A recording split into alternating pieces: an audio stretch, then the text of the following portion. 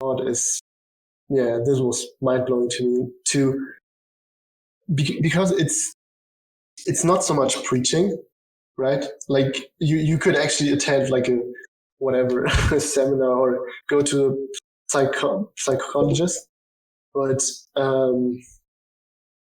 like entertainment actually does it subconsciously, and it wants to tell you something on a subconscious level and and develop your character, which is like such a cool idea. Welcome to the Learn Squared podcast. Please welcome today's guest, the amazing Jonas Hassibi. Jonas is a concept artist currently working at Vicebright Games in Liverpool. He was also one of our first mentorship students, and since then, his growth as an artist has been amazing to see. In this episode, we go deep into the profoundness of creativity and debate whether it has the capacity to change lives. We cover a bunch of other topics, including life as artists and parenthood, plus much more. Let's go.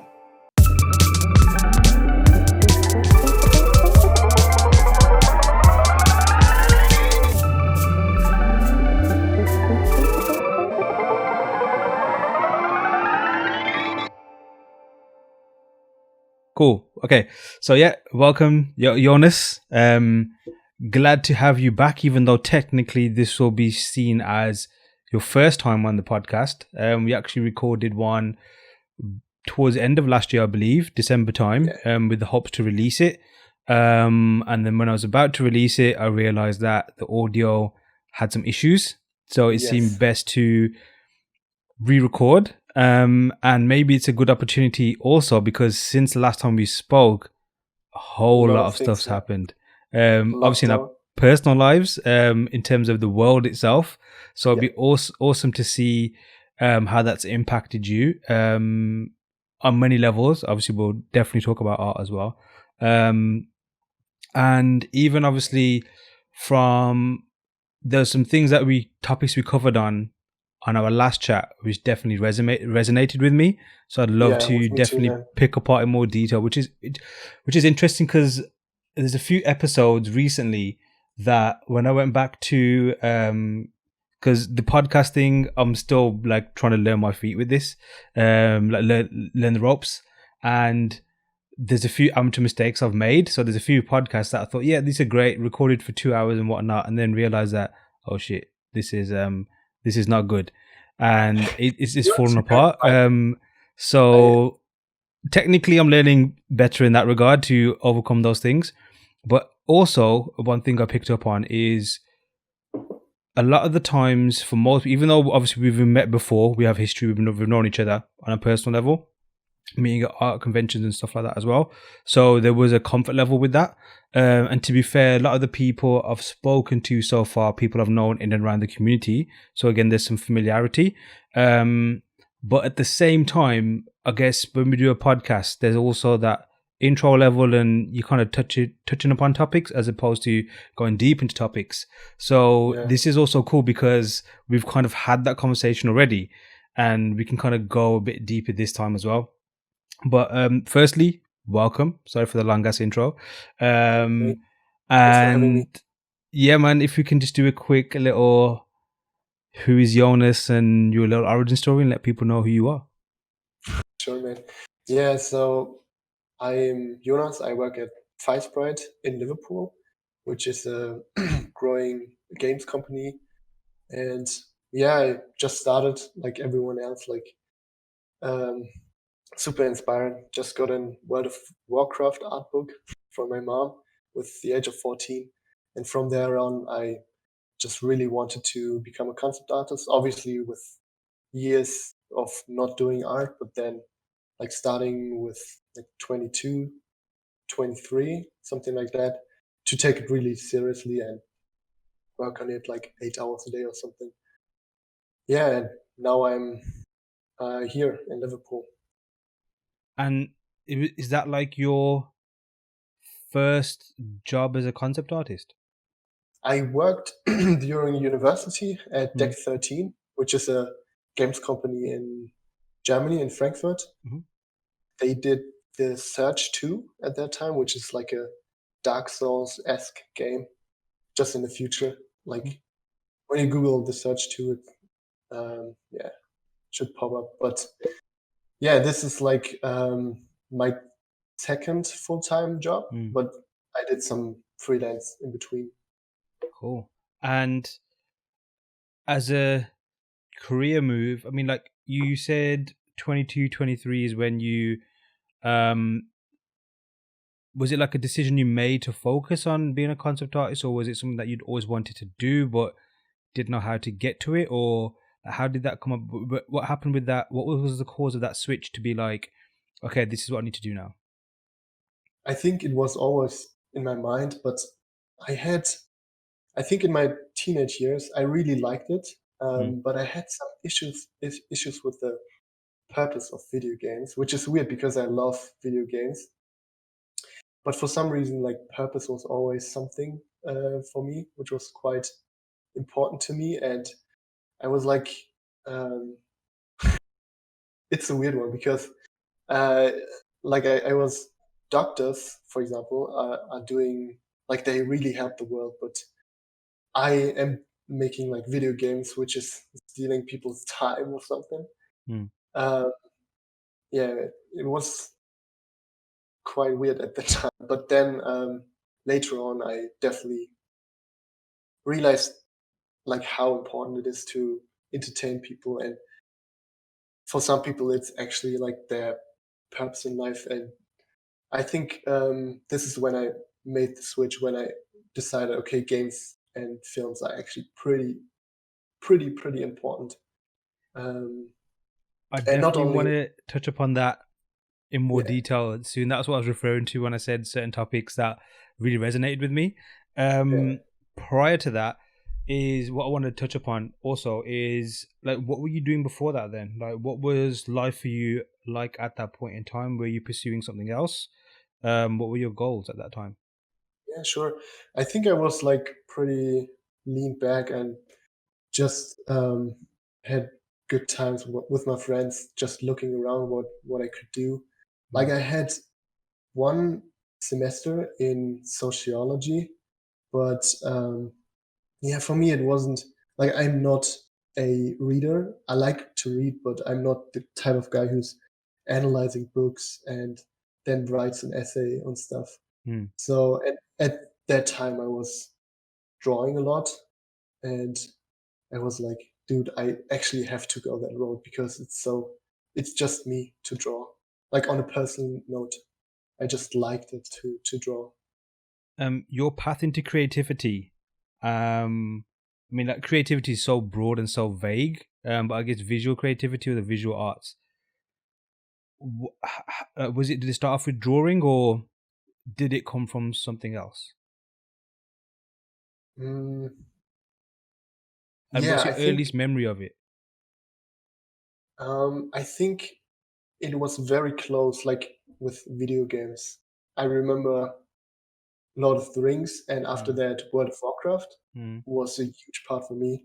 And when my mother bought me the World of Warcraft art book with 14, I yeah, I it was always like very close for me mm, to each other.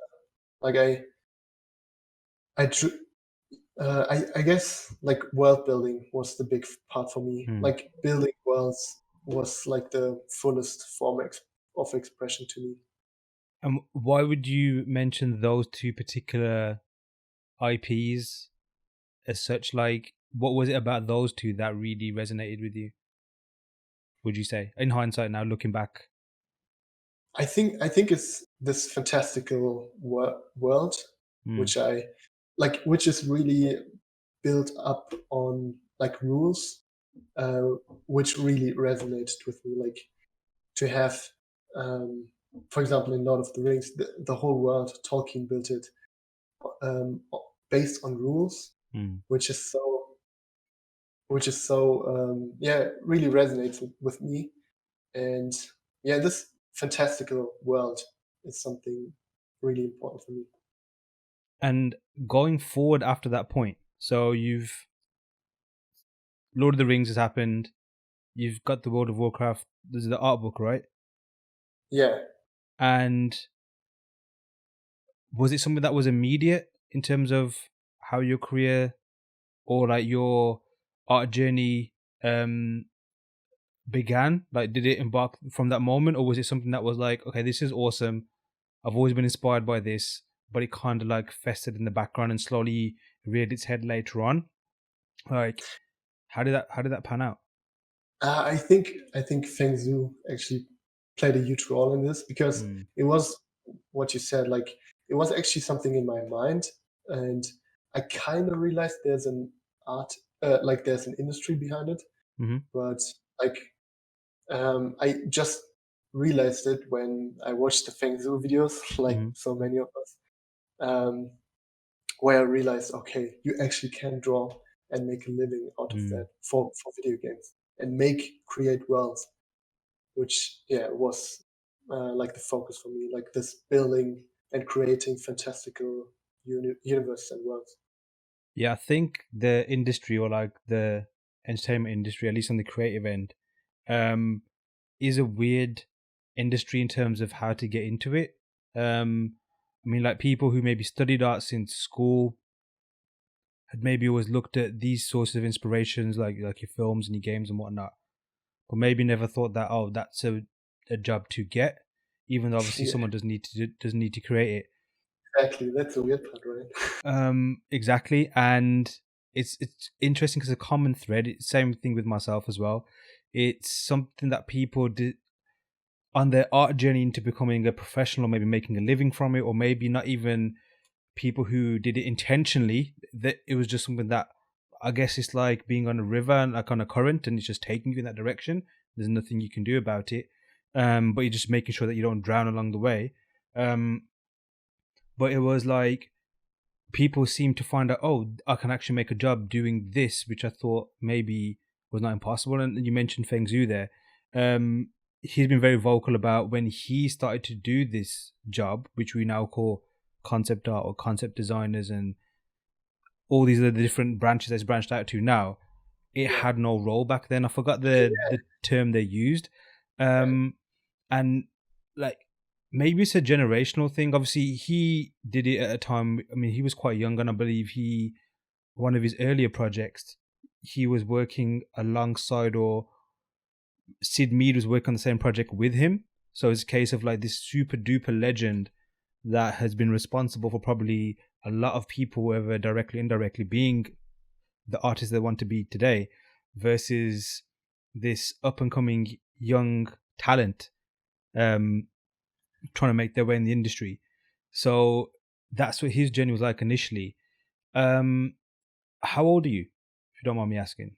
About 27. 27. So I am 34, Yeah, and I guess around the time when, because I wanted to be a concept artist when I found out it could be a thing, it was about 10 years ago. Up until yeah. then, it was doing degrees and studying just to get somewhere that could be classed as a respectable job that Oh, would deem it as you did transportation design, is that right? correct. Yes. Nice. But then again, it was something. I mean, the first thing for me that made me realize that, okay, this is because around that time you were like, obviously the Lord of the Rings had come out and had been out for like 10 years up to that point, and the making of documentaries are infamous in terms of the insight they gave into the production of something not only that's completely epic, but I don't think there has been such a well documented, albeit curated and edited, process um, into how films are made, especially Yeah. of a film of that magnitude and nature, and also from a concept artist point of view, or an artist point of view, something that heavily relied upon art and creatives to build that world, because it was obviously a fantasy world. It was not something that you could, although they did it in New Zealand, you couldn't really just go on location and film it and it's already there. Um, so even though they showed the certain artists they had there, I remember I keep forgetting their names, but the two main artists who heavily used pencil. I remember the bit there where they plucked them out of some random locations where they were kind of in isolation. Like they wanted to be, they didn't want the fame. I think, one of the artists. So they had to really do some homework to find out where he lived so they can get him to, or at least ask him, offer him the job to work on Lord of the Rings. But that's how I felt it was. It was like you had to be approached, you had to be asked to do this job, as opposed to being able to put yourself on the map. And whereas nowadays you've got ArtStation, you have your own websites, you can make a YouTube channel, you can do so many things and almost force people to look at your work, I guess, which you could do in other industries anyway, which you are normally, I guess, I'm sure you can agree, at school, and you're always being told how to approach an interview, how to get an employer's attention. Excuse me. And I think with art, it's like, especially concept art and a few other things, at least around when you were trying to learn or get into the industry, and myself too, it was something that we discovered kind of later on in the game, like in our career path, that okay, this is what you need to do, and then you find out there's certain methods you need to pick up on and skills you need to develop to do that. And I'm interested to see if, and I'm generalizing here, but if the current generation, because obviously the internet generation, where there's so many resources on YouTube, there's so many sources of information which say you can get a job in this, and some artists, high level artists, are even a brand amongst themselves just from their own work, let alone the work they do for other clients. Like how that would impact future artists compared to maybe that generation like ourselves and previously, who I wouldn't say we stumbled upon it, but it was something that we didn't know existed. It's kind of in the dark for us. Do you have any opinions on that? What was the question again? I guess it was more like just my long ass winded little ramble there. It was more like, say, we basically discovered concept art later on in our art journeys. Like, we didn't know it was a job that you could pursue. Whereas maybe the current generation, or the current crop of artists, irrespective of their age, are more like they're starting to embark on their journey now. The path is more well lit, and there's more like better resources to know how to do that. Like, do you think that would change art in any direction, and do you think that would change how the job would be going forward? Yeah, that's interesting. But to be honest, I think we still like when you say concept artist, I think a lot of people have different things in their mind. Like, some think it's like visual storyteller, some other think it's like a world creator, and I think, to be honest, I think we will specialize even more and more, and like people will maybe will call us then different, like maybe like world builder and just visual storyteller, something like that. But yeah, I think it will be way more specialized in that. Yeah, I think that's a good point. Again, like back to you mentioned Feng Zhu, where there was almost no job title for the work he was doing, and how it almost got put into the bucket of, or the part of like, this is what concept artists do, or the art department, and now even that in itself is getting more specific, I guess, as tools are developing and what clients really need. Do you think that's like, why do you think that's happening? Is that just a natural thing that probably would have happened anyway, or is it because technology is like rapidly advancing and there's so many avenues now where you can really dedicate your time and become professional? What do you do? I super my brain is like melting at the moment. No worries, dude. I mean, like, so why would you say, although I agree with you, why would you say that the job roles now are more going to be like specialized, not going to be so much concept artist anymore? It's going to be like, what do you specialize? Basically, I guess you're trying to say that concept art is now an umbrella of many things. That, why would you say that's going to be more prominent going forward? Like, what are the driving forces behind that? Yeah, well, I think some people need to, like, some people will be the planners, while other people's will be more like the technical. people, and like the tools are developing so fast that even like 3D artists and concept art, it will like melt together, which is a weird one. Like I have a good friend who's doing 3D, and he's doing concept art too, and I think this will melt together. But Give maybe him in a the name future, drop. Who is it? it's a good friend of mine, Dom Shaw. He's also at Firesprite. He's Shout a out, Don. 3D artist. Yeah, he's pretty good like at 3D, but now he's doing concept art too, and he's pretty good at it too. And it's like very hard to draw the line there, right? But then I think it will like split up again into like who's planning the world, who's like telling the story visually, and then who's like um, doing like the technical part to make it like make the game really smooth. And yeah, I think it will split up like that again.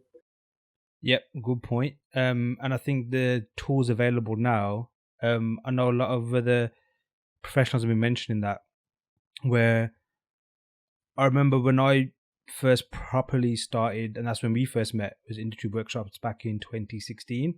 That's when I was like, okay, this is it. This is what I'm gonna put all my resources into, and this is like my last stand to make myself become a professional, and try and make a career in an industry that I want to make a career in for forever.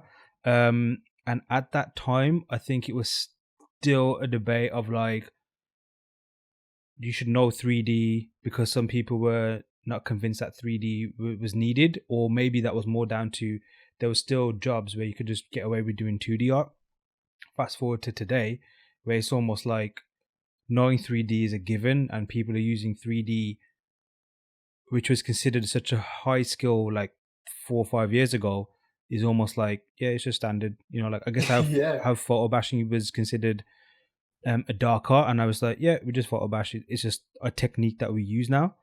I find it interesting that you say it, because I thought that too, but I realized that there's still like in the industry like people who maybe see that as like cheating, and like it was really weird to me at the beginning, but because like what we learned like in our student years is that every tool is you can use every tool to get to the solution.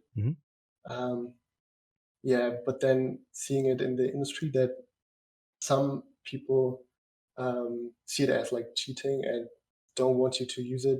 Yeah, it was a bit weird. Like I don't know how it was for you. Like, did you ever had that too? That someone said it's you should use 2D or something. Did you have that happen It to you? was yes and no. I would say more like, I say 70% yes, 30% no.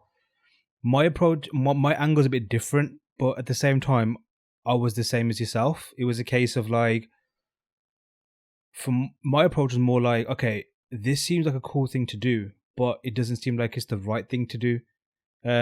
Because that's my perception, was that's not what the industry wants or wanted, or I guess to simplify even further, it was the prospective employers that wanted to employ me. My mindset was that they might not think that I'm a proper artist that's worthy of being hired, because I'm using these quote unquote shortcuts, as opposed to Right. being able to do things like Leonardo da Vinci, like everything from scratch and doing it so perfectly. So I think mine was more caught up in trying to impress these invisible people or institutions that I felt or had the perception of, that's what that was required to earn a living. However, from a personal point of view, let's say take that to one side, let's say just a hobbyist thing, I am like one of the most experimental people in terms of like just using tools and softwares. And I know, man. I really liked all your daily work you did a few years ago. cheers, dude. You experimented so much, and it was so cool to see. Yeah, and it was only like after the fact that I realized, oh, that was quite experimental. It was just like that's just how my brain works. It was okay, that could do this, that could do this.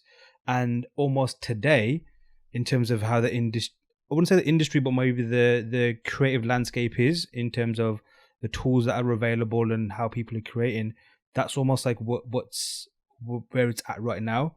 It's a case of okay, the tools are so solid now, and with the continued development they'll become so reliable and high quality that you can almost click a button and get any resource or thing you need. And whether it's a good exercise or not, maybe it's becoming more like, okay, so how can I break this to the point where I can find a new technique, just for the sake of getting a new technique, or maybe get a new result, just so I can take my creativity to a different point of view.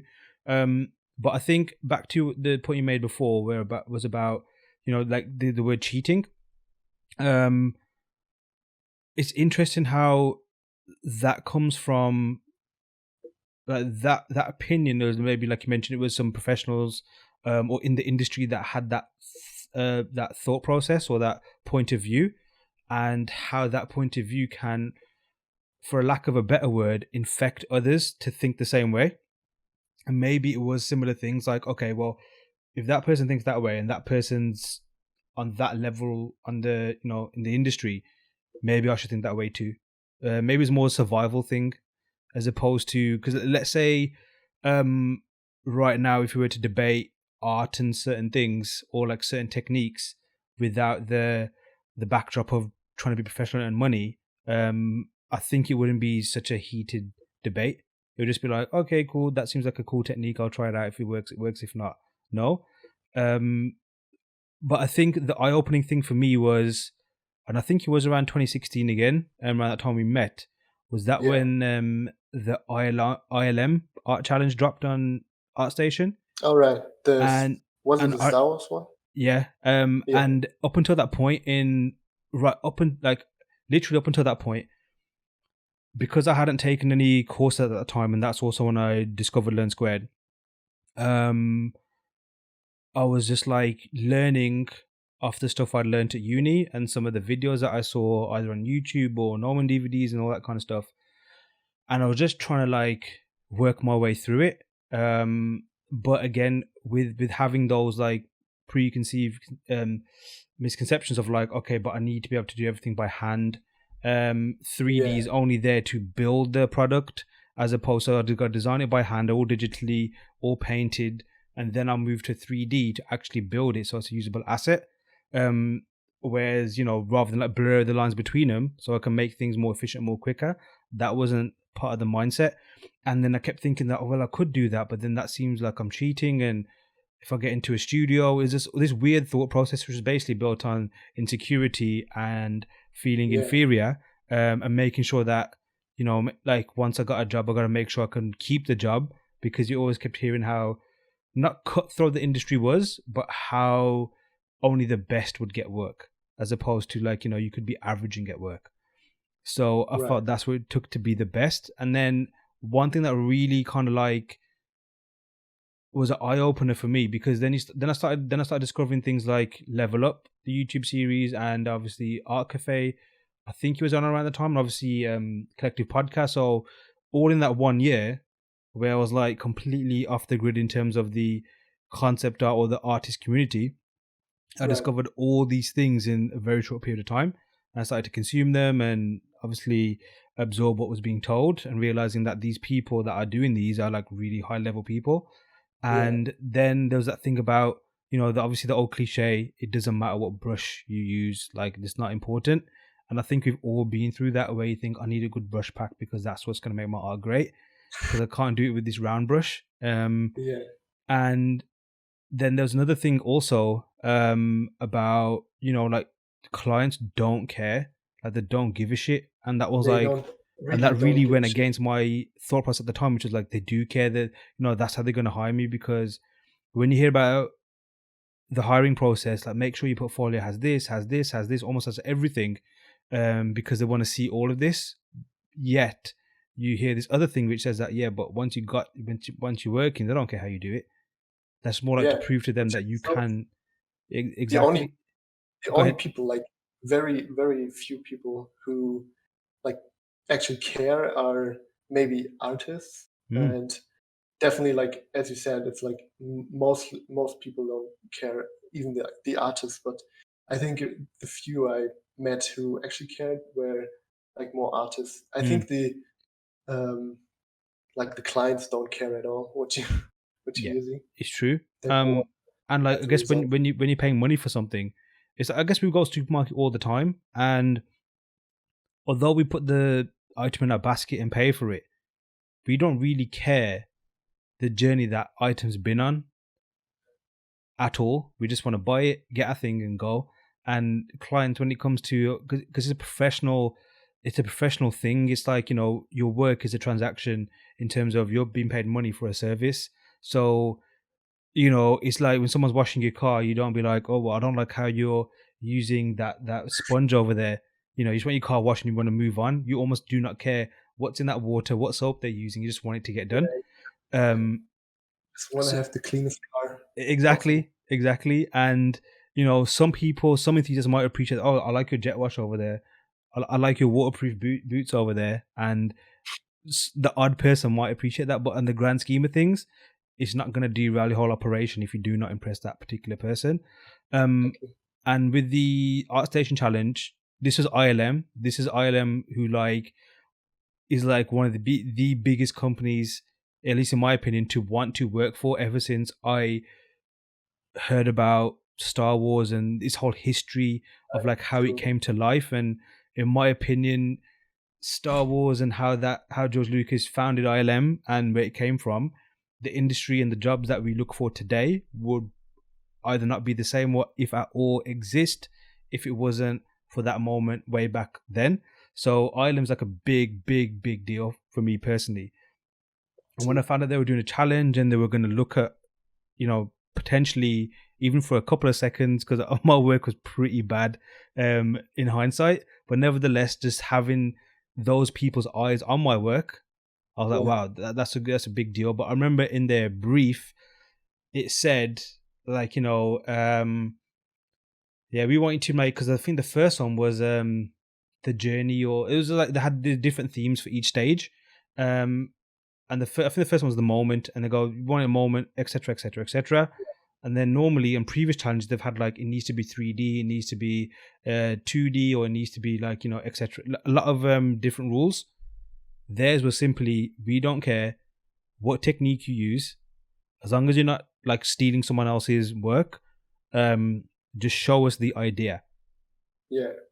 And this is that was part for them. Yeah, and this is the biggest company, or the biggest potential, they get the biggest projects. Let's be honest. So it's not like they're a specialist client who only deals in a certain field. These guys work on the biggest project, which a lot of people would argue they want to work on, at least when they're starting off. And if they're saying it doesn't matter what you use, that was almost okay, it really doesn't matter. Yeah. And it's also this is why it was weird to me, because I feel this whole problem was solved so many years ago. Even Michel Kuchiara is talking often about it, how photobashing was cheating at his time. And when these big artists admitted that they're using photobashing, that it went away. And this is why I thought that is actually weird, because 3D is today's photobashing, basically. Exactly. It's photobashing in a different dimension. I guess photobashing is it was at that time the quote unquote cheating, and now 3D became that. Or I actually thought it was that. Yeah. But now everything is solved. But this is why it was weird to me to see that in the. And again, back to what we mentioned before, with the current crop of artists who, let's say you're starting your art journey right this moment, and you look at the resources out there, you look at the teachings out there, you're not going to almost hear that argument now. The argument will be, how good is your idea? How good is your like your workflow? I guess the biggest thing is your workflow. That's what needs to be robust and solid. Yeah. Because even today, I'd argue that you can be okay at drawing and still have a successful career. You can be okay at 3D and have a successful career. It's just more about how you utilize your workflow. Whereas maybe in the past, like at least maybe in Sid Mead's era, only the Sid Meads would get the job because they were the absolute best at their craft. And back then, you had to be able to use your equipment and your skills and your design thinking almost masterfully. Yeah. Whereas maybe now it's not the case. Although, yes, of course, to work on the highest projects at the top level, you still need to be at that level. But nevertheless, on maybe, I don't want to say lesser projects because that doesn't mean they're bad, but maybe you don't need to be on that level to have a career. But yeah, like the I mean, like, what do you think people are now that photo bashing is no longer a problem? I'm sure there's still purists out there, and there's nothing wrong with creating in a purist way, because you can always do that as a personal exercise and even as a hobby. But in terms of like making a career, you could argue that it's a waste of resources to try and do things in a purist way because it takes more time, therefore it costs more money. I mean, some people do that and do that very successfully. Sure, yeah. That's totally fine. Like, but my problem is just like when certain people are saying like you should do something else. Like if everyone could just use what he wants and nobody says anything, that would be the ideal. But, where do you think that comes from then? From these individuals that do say that, or when it's like almost, because there's a difference in having an opinion and saying that I don't agree with that method, purely because my method is this way, versus straight up like people being outraged by it and saying it's a crime or it's not the right way to do things. Like, where do you think that comes from? To be honest, I feel like I kind of can understand it because when you actually, when you draw something, it's way harder. It's just a fact. And to just make a model of something is maybe it takes a bit more time, but when you look at it, it just is a bit harder. So I guess it's just this guy drew it, and I guess he's like more skilled. Yeah.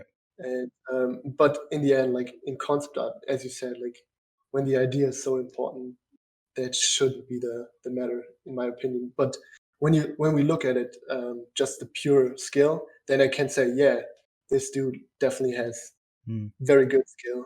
But in terms of concept art, it shouldn't matter. Yeah, maybe it is like, but then at the same time, just to say that this is harder, that's like just saying that, yes, maybe it's an ego thing. It's like, well, I'm better than you because I can do it by hand and that's it. But again, like when it comes to clients, they don't care. They might still pay you the same way unless you are like super duper top level and they're hiring you for your specific skill set. That's a different thing. But ultimately, if we're just starting out and you do 3D photo bashing, all that kind of stuff, and I'll just do pencil, arguably, if we both go for the same job, we're probably only going to get the same rate. Or if I charge a higher rate because it takes me longer, you will get the job over me. Yeah. So I guess in that sense, I think there's two ways for it. I guess one's a philosophical thing. It's like, if you really want to be good at art and that kind of stuff, you should be able to do things in a more traditional way because it shows your true skill. And again, I'm all for that. I'm all for that. I admire it. Totally. When people do that, it's amazing. We So all, when we get a chance to go art galleries and you just admire the brushwork and the composition, and then you look at like these guys did this without Control Z and undos in Photoshop and lasso tools. It's like they did this, by hand almost, and you can totally admire that. But then there's a other side to it, which is professionally, and yeah, I just, guess it all boils down to time is money. yeah, Because I know technology is advanced, which does help, and that's what like pushes the speed of things. So maybe that's what's encouraged artists to do things using technology, because it does speed things up, which means again you can make more money or you can meet your deadlines, and then productions can get completed better. But then at the same time, let's say the industry only required you to do traditional stuff, then clearly that's what people would do, and they wouldn't use technology at all. But yeah, I think it is. I think it's more like, I think on one hand, the overall consensus is people do appreciate great work above all else, and ultimately technique. It's like, I think it's almost like a futile point to make when people say, you should do this in this way and that's cheating and stuff, because ultimately a piece of art and a piece of image, at least in a concept art sense, should be to solve a problem. And if it solves that exactly. It's, problem, then the job done. If it's a case of like we put in a gallery, if it yeah, evokes an emotion, if it really has an impact on the viewer, or if it's to do with just showing off how great this person can tackle the subject matter, whether it be like capturing an image or showcasing brushwork and all that kind of stuff. Again, brilliantly, that's great.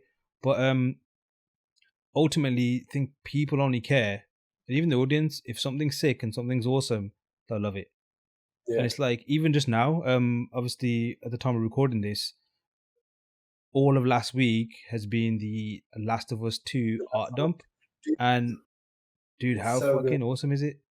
They use whatever they can find, man. They are the best of the best. It's Yep. like, why do even bother? Like, they use everything they can find to make it better. So yeah, And I why think shouldn't we? you nailed it on the head. Use anything you can to get the best out of your image. It's as simple as that. Yep. I mean, looking at it, I mean, like, I think Shadi's Fadi's been very vocal about using tools and stuff, to I think get. he influenced me a lot, to be honest. He's amazing. I mean, like with I think obviously One Pixel Brush do a lot of work with Naughty Dog in terms of like doing artwork, and their work is phenomenal. Robert. As well as the Naughty Dog guys themselves. And I think it's still there on the One Pixel Brush website, which is his company. He has like a little breakdown of, I guess, the workflow to use 3D to make images, in terms of like, I guess you could say little hacks to use 3D in a compelling way. Yeah. But one thing you can say is whether you like have your opinion on how you want art to be and how it should be created, you kind of argue with that output of work and the quality of it. You was it a question? No, just a little statement. Have you played The Last of Us 2? I played it. I just finished it a few days Ooh.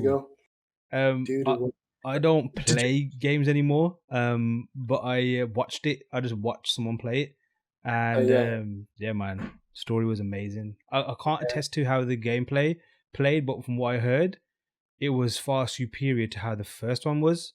yeah, And the first one was like a straight up classic. yeah, totally. No, I to be honest, I like the first one more. Mm-hmm. What That's just my in terms of gameplay or like storyline or just the overall experience? overall experience. Like, what I really liked on the first one was like the contrast between um, light and darkness, Mm, and you had some light also in the second one, but it was way darker and way more mm, um, sober, way more sober, in yeah. my opinion. But yeah, I don't want to get too deep because spoiler. Of course, no, for sure, for sure. Um, do you think it was more because when The Last of Us first came out, you'd never experienced it before? Do you think that's um, played a big part in why you'd say the first one you'd say is a better thing?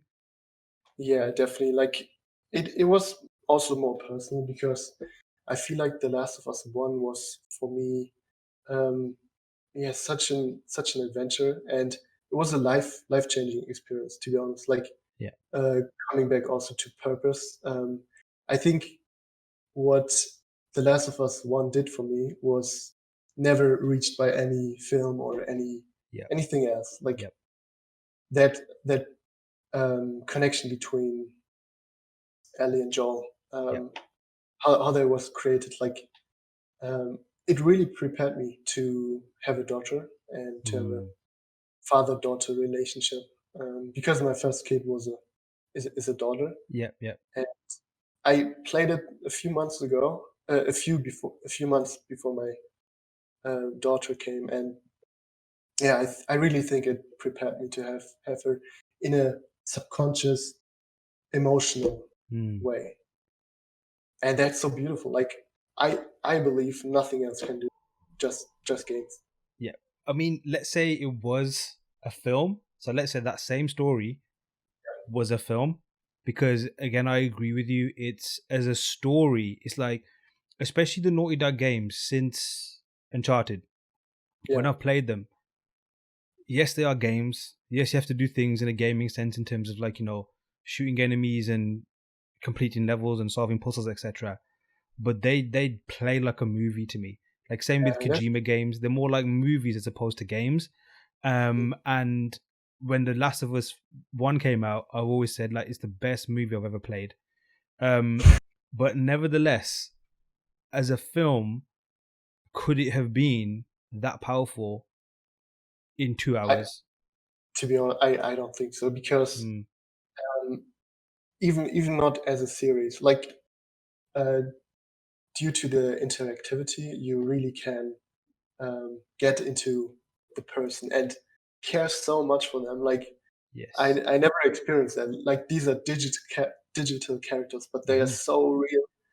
And obviously, like Naughty Dog is known for their realism, but on an emotional level, right? Like you really can feel for them. And I think this is what made them stand out so much more. I actually watched The Lord of the Rings the last 3 days, all the 3 days. And I love it so much, but I realized how I can't like get into the characters itself, because it's just not enough time. First, and secondly, obviously, like the interactivity is missing. Yes. Did you read the books? Have you read the books? I read them, but like not every poem. It's so big. Sure. I totally agree with you. I think, again, back to being like a parent and how a computer game like can affect you as a parent, which I've seen films which has affected me as a parent, and it makes me more emotionally invested in a film when it's that like whether it's a father-daughter relationship because I've got girls myself, or whether it's like a parent-child relationship because I can relate to it. Like that would make me more invested generally anyway, and obviously if it's a great story and a great film, even more so. But from a gaming point of view, it's like games can be very entertaining, and again I mentioned like Kojima games. Me personally, I think they're masterpieces. Not all of them are like like you can compare them all, and some are high and some are low. But like all of us with our creativity, we don't always get the bullseye every time. But nevertheless, like the way he does it and the way he makes things is completely phenomenal. And I've always held his games in high esteem and high regard. And like lasting memories of thinking, wow, like what an experience when you play a game. Like there's some games where you just play where it's like just to like to satisfy that urge that I just want to play something. And then like certain games are complete experiences. And The Last of Us, when I played that, it was like, sorry, you played it or just watched it? The first one, yes. So ironically or interestingly, the last game I think I played properly was The Last of Us before I gave my PlayStation away, because I realized that it was taking up a lot of time, and that's when I really began to like, okay, I need to sort my art career out, and this is a distraction. So ironically, I stopped my gaming experience to work in the industry, Yeah. so to speak. That's a That, personal choice. And I've always been tempted, like, oh, I'm just gonna get a PS4 now, or the PS5. I'm definitely gonna get one because I really want to play these games. But nevertheless, the art journey has been way more important and way more consuming in terms of time. And obviously, as someone with a uh, family, you know what it's like. Like, I'm sure it's difficult for you to spend the amount of time gaming that probably you did before you had children, just because there's yeah. so many things you need to do. But yeah, like when I played that, it was it was a very sobering experience in terms of like this is different. This is a game, but this has done something different in terms of like how that, like the potential that games can have in terms of Yeah. like like a narrative. Like, yes, they can be entertaining, and yes, you can have some beautiful cutscenes and some really cool stories, but It right. this didn't It feel too. like this didn't feel like a game. This felt like a complete experience, and like you said, you lived that with Joel and Ellie and the other characters. You experienced the tragedy of that world. And me at that point in time, I mean, definitely there's like a huge, overwhelming barrage of zombie stuff, like on TV and on films. And me personally, I'm like not into zombies. The Walking Dead, I gave it a chance, I think, because of The Last of Us, and I got to a few seasons, but it never really connected with me. And then a few of the zombie films, I was like, nah, because zombies, like, they're just an enemy. There's no like, they're not like a Thanos or like a Sauron, or all these are like Darth Vader, where there's more to them, and they have different motivations. They're just an enemy to shoot. Or I think where it really came from, my displeasure of zombies was more, I think, the Call of Duty games, because I was never good at them, and zombie mode I really didn't like because I was never good at it. I think that's where it really came from. Um, but then this game made it work, and for someone who wasn't into like the zombiness of it to enjoy it, that's an amazing job on Naughty Yeah. Dog's part. Do you think that also is because they actually grounded it really into reality with this fungus, which is Yes, an actual fungus, right? dude, like And that. it's such Yeah, was it the case? This is why it yes, works. 100%. Like when I heard that, I thought, okay, cool. Someone got bitten. Yeah, there's a lab outbreak. That's normally what happens, and people get bitten and they turn to zombies. Like, okay, that's cool, whatever. Um, However, when I found out they had this like grounded nature to it, where it was like, I'm not even sure, like, was it just an outbreak that happened, or, um, like, I'm not sure what caused the fungus, but again, I thought, wow, that's cool. And the design of the clickers, for example, was like obviously the got fungal growth on their head, and the stuff that was stuck on the walls. I'm thinking, wow, like, firstly, that plays Like into how powerful nature can be. Like yeah, nature's turned these things into zombies, not just like humans. Um, and it was almost like, I guess, from a subconscious point of view, it's like you don't mess with nature because nature can clearly mess back with you, so to speak. That definitely made me respect it more and think, wow, that's intriguing. And I think, like just saying with yourself, what really made it work for me was, firstly, the world was just completely immersive. It was made to a very high level, almost overly done, because there's you can't explore that world, and that world is built, or the way it was built to make you feel was like there's something in that house over there that you could probably explore, like say in a GTA or open world type game that you could do normally, but we're not going to let you go there because we've got this other path for you. So that was like another key thing as well. And back to what you just said, it was just purely that journey between these two people and their story. The fate of them made you want to care about them, and then at the same time, it's like you never got over the tragedy of what's happened to that particular world, a world that was still recognizable because it's stuff that we still see every day. It's like it wasn't like 100 years in the future where they got flying this and futuristic that. It was like almost that could be our world, and this is what it would be like. Have you seen the film The Road? No. Definitely watch that. I think when I mentioned earlier where they're like, if Last of Us was a film and if it could have an impact, that just come to my head right now, and that film had an impact.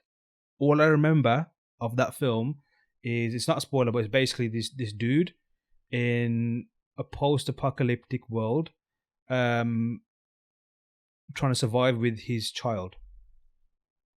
Right. I think it's based on a book. I haven't read the book. I think the book's supposed to be considered a masterpiece.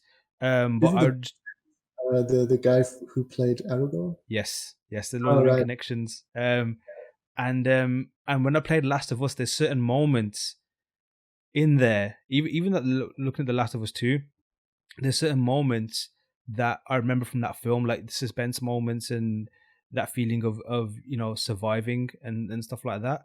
But yeah, I'm super rambling on this episode, but just to go back to your point, like The Last of Us, for the first one at least anyway, for me was like it's like a more point in history in games where it just showed that medium where like it's not just for playing, like it took away the, like it's not like it shouldn't be called a video game, it shouldn't be called a game, because it doesn't feel like that. It's like an experience that was very mature, very grown up. If that was a film, it would have got an Oscar for at least this, the screenplay, let alone other things. And even the voice acting was phenomenal. Like you believed, and even like in the second one, because there's the characters kind of, does it continue the story from some characters in the first game? I'll give you spoilers. It is like you do, but like it's a very well acted game. Yeah, it's like so good. Like, man, even like the cinematography, stuff like that, it's so well created. I had a workshop with Agent Zana a few weeks ago. Yeah, and he showed us some like how they actually did that, and they looked a lot of film cinematography, and every scene you see is like so well created, also like visually planned, and they did a lot of concepts for that, which I don't see that much in video games. It's more like do the location, do the mood, obviously, but like planning the cinematography is like huge in that game. It's awesome. Like, would you say, and this is doing it discredit, but would you probably say that some people or some productions might have seen that as overkill potentially? Doing that much work on it, just purely because from a production standpoint, you just want to get things done, right? And it's almost like, give us that look, solve this problem, and let's move on. And the fact that the philosophy at Naughty Dog was like, and I'm sure other studios do it too, like, no, let's really focus on this. Let's really nail it. Let's really like absorb ourselves into this, and then we're gonna start building the game.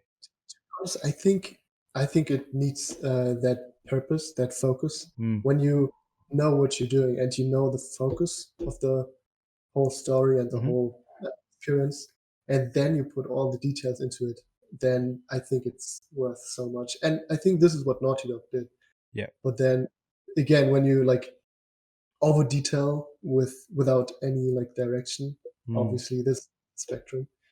It's like a painting, right? Like when you just detail a painting without any focus and any story, then it's just a very detailed painting. But there are some. It's also awesome to see how well they've used the talent at their disposal, because they've got some straight up masters at Naughty Dog. I thought like every day after the game came out, I saw a new concept artist working on it, and I was like, dude, how many crazy good concept artists? I've purposely like not looked at all of it because I just want to like binge on it in one go and just really enjoy it, because obviously we're both artists, so you always look at it in two ways. One way is just like as a general viewer, like as a fan or like as a consumer of art, like, wow, this is epic. And then you look at it as an artist thinking, okay, how did they do that? Let me see, That's like smart. you really analyze it and pick it apart. Like you go in, Terminator mode and start seeing the little things that okay, this is what they've done. They'll probably use this here and there, and you proper over analyze it. Just try and make sense of it. But a super shout out to, even just on the first one and the second one, it's like execution in terms of visually, in terms of like story wise, and like it is when you hear AAA, like this is legit AAA. Yeah, so like what I want to get at is like The Last of Us is, and we can definitely go on the topic that I mentioned at the beginning of the episode. I know we've talked about it already at length so far, is like the power of games, the power of creativity, Yeah. and how it can. Because in the last episode that we recorded, which I don't think I'll ever get the audio fixed, so it's going to be in the archives, unfortunately. We were talking about like the topic came up where it's like, is art important? Yeah, that's an In this interesting in the same way that, like, we're not doctors, we don't save lives, etc. That, I remember that's like the example I used, but then you definitely like rephrase it better, because you said, but maybe we do, maybe there is, like, these kind of impact on lives in a way that those other professions cannot. Yes. It's like it's a weird comparison to compare art with like the medical field and people who save lives. Like, not undermining that at all. They're like legit superheroes. Yeah. But Especially all now 100%. in that time. But also they're on the end of like, it is like, to carry on with the zombie theme, it's like they get a wave of a new fresh wave of zombies, or in this case not illnesses to deal with or diseases to solve, etc. So they're more like on the defense. It was defending it, like, intervening, trying to stop something that's already happened that is Yeah. deteriorating. Whereas art is almost like kind of different spectrum or a different realm where, I'll share my thoughts in a second. I want to hear yours about it. But just before we get to that, um, you've always worked in games, correct? Right? Yeah, probably. Is that somewhere where you want to stay, or do you have an open mind in terms of where your career is going, or is it like gaming is my zone, this is where I want to be? That's a good question because I thought about it a lot in the last time. Um, so I think I want to stay in video games just because of the interactivity. Mm, I think it's basically like the last factor. Like we had before films, we had the books. Then mm, we had the films, which are visual, and now we have like games, which are 100% like simulations of mm. life. And I think that's like, just for me, it's the future. I definitely get that film is huge too, and you just want to sit down, and I do it too. Like, just want to watch a film, but just to be able to get into a character Yeah. and play it interactively is such a cool thought for me. What was your first gaming experience that you remember that really had a big impact on you? Oof. I think the first game which really had a big impact was World of Warcraft. Mm. So World of Warcraft is. Did you play that or? No, I've always seen it, but I've never played those type of games. Yeah, So I've always been like an outsider in that regards, but I'm very aware of it. yeah. It's like, I mean, if you see the graphics now, they are very like comic esque, but at the Hmm. time it was so like such a breakthrough to have like a Oh yeah, huge world where you can dude. walk into. I remember like going to the game shops, and back then you'd always define or judge even a game based on its graphics. Like, wow, look at the graphics on this, and even if the game was bad, you'd be like, this is a sick game because the graphics are so good. And then you'd always see like the cover for World of Warcraft and be like, whoa, like this is on a Yeah, different level. yeah, and I think it was such a breakthrough because before that you had these like fantasy worlds where you always had like the bad guys and the good guys, Mm, like Sauron and like good hobbits and the humans. But in World of Warcraft, you could play also orcs and undeads, right? Mm-hmm. So everyone was equal, and it's like a very modern thought, if you will. Mm-hmm. And I think this was the biggest thing. Like you played one character in um, like in many races, and everyone was equal, and just the like what mattered was how you behaved, and like who was the best in terms of like who did the best, Right. which Right. is a really modern thought, actually. Like, Yeah. yeah. And let's say you had never played that, where would your career be right now? To be honest, I don't think I would. I can't say, but it had such a huge impact to me Yeah. that I feel like I think this was the reason I get into like video games, to be honest. Nice. And so yeah, and I know like you've got your own, I guess, like IP/project in the works. We'll definitely get to that after the next topic, which I guess will be the importance of or the power of like games and similar IPs and similar experiences. So yeah, man, if you want to like just go off on one, let me know how you feel, your point of view on that.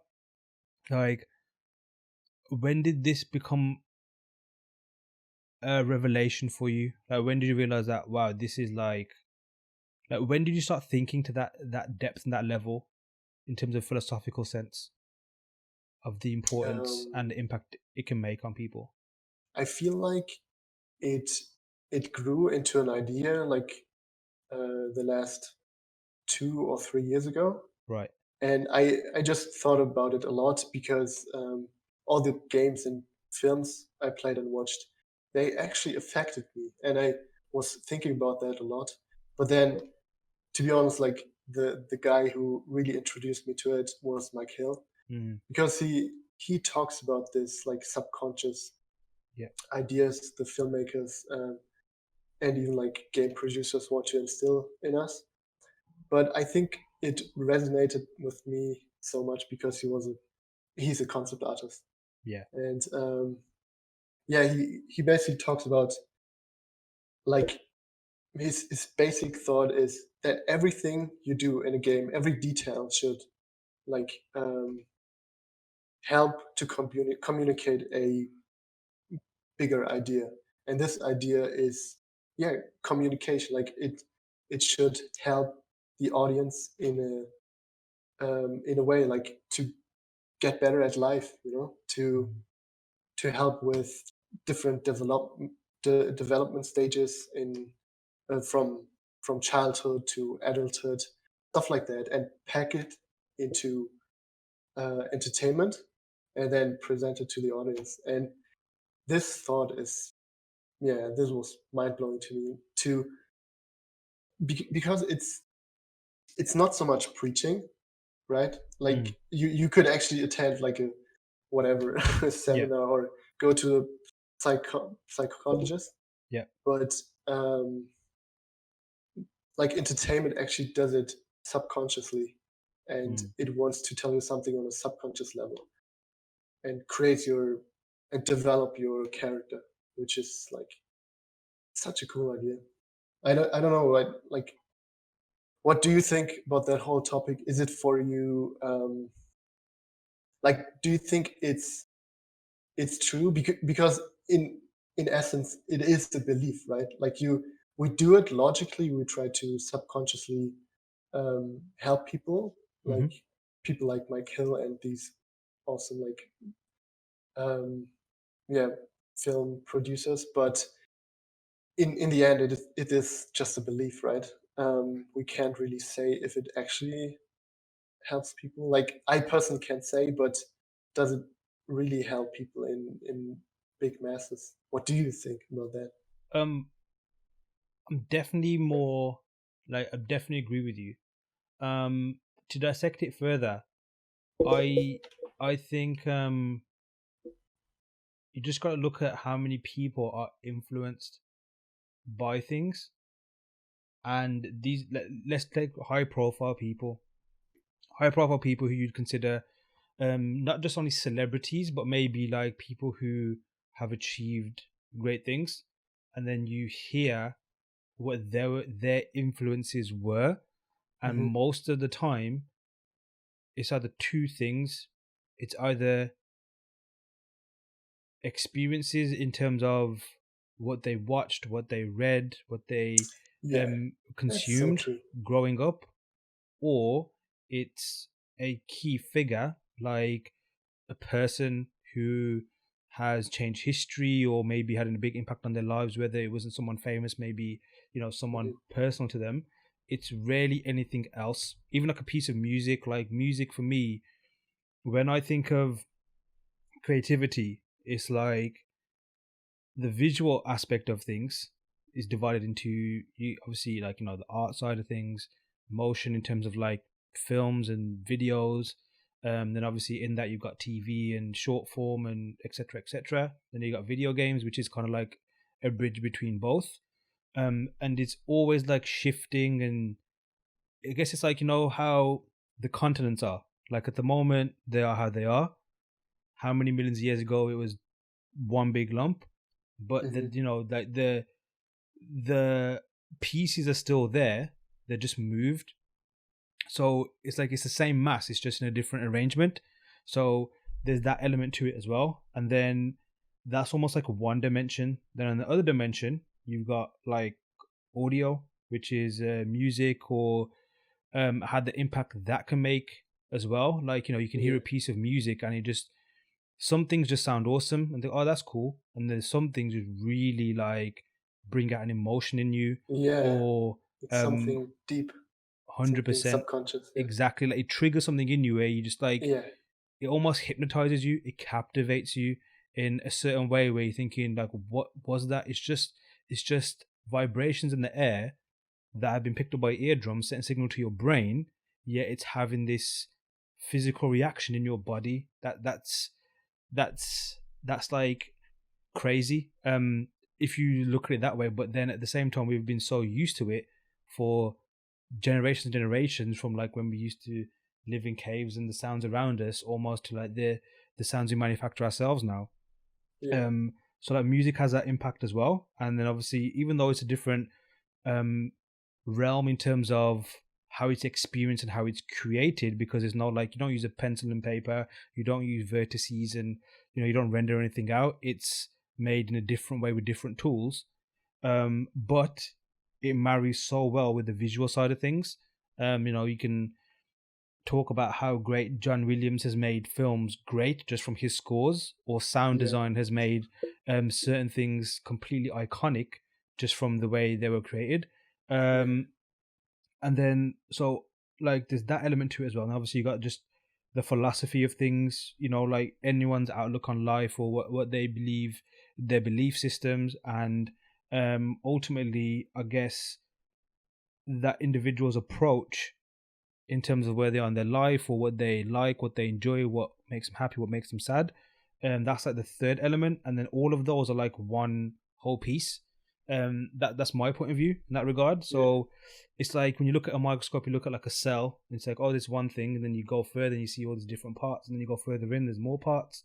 That's how I see it. So it's almost like, although we can define it as like visual and audio and all that kind of stuff, if you were to zoom out enough, it's like one weird entangled mass. And exactly. The impacts like that has on people is like, growing up, there's so many things that I can point out and mention, like that was a classic and that really inspired me. And the word inspired is used a lot these days. I overuse it maybe, but like true inspiration, where once it happens you can't undo it, like that's inspiration. Like when you experience something and thinking you've seen something, or you've read something, or you've heard something, or something that never made sense has finally clicked, all that kind of stuff. Like once you experience it, it has an impact on you like that can never be, you can't go back to that previous state. So taking all that into account, it's almost inevitable that these things that we create can have a massive impact on people. And Right. like, like you hear Spielberg, like growing up, we were, I guess, like my generation, even people before that, not even just my generation, but you're like E.T., in all the Spielberg's films, like he's inspired a massive amount of people just from his work. Like the first one I ever saw in cinemas was Jurassic Park, and for me, that like single most greatest experience in terms of like a piece of creativity, how it's impacted me. And I could argue that if I'd never seen that in the cinemas and how I experienced that as my first film, would I be doing what I'm doing today? Yeah. And then even when I watch it back, I get my kids to watch it as well. And my daughter's a bit older now, so she can kind of understand certain things. I can explain it, like what's happening, and it's curious to see what parts of a film gets her attention. Because it's like with kids, like they have attention goes on and off with certain things, and they can't sit there for so long watching, like say, a 2-hour film. But then if you put on something and that really gets their attention and don't move, you think, wow, what have they nailed here? That's so interesting that you say that, because I realized that too. Like, I played some games with my kids too, but if you know it, Ori and the Blind Forest. Yes. Yeah, like when I played that with them, they're bored very quickly. But when these nice film scenes happen, or like when Ori just like something interesting in Yeah. the story happens to him, and you realize this character development, Yeah. that's when they are so quiet and just watching. Like Yes. they're actually craving, and that's so crazy because kids are so bored and so distracted easily. Hmm.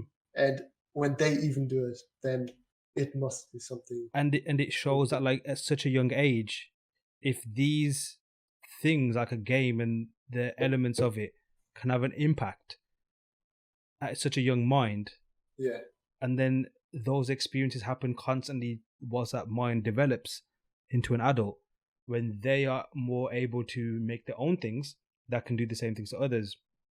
It's fascinating to see, like it's a weird, like thought process and rabbit holes you can go down thinking like, where does it come from, why does it do this?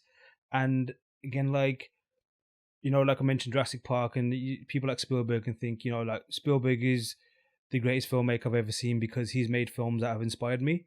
And yeah, then, like you think that Spielberg knows it all. Then you ask Spielberg, like, that almost like that's your starting point. That's your big bang, as in, to use a better, different example.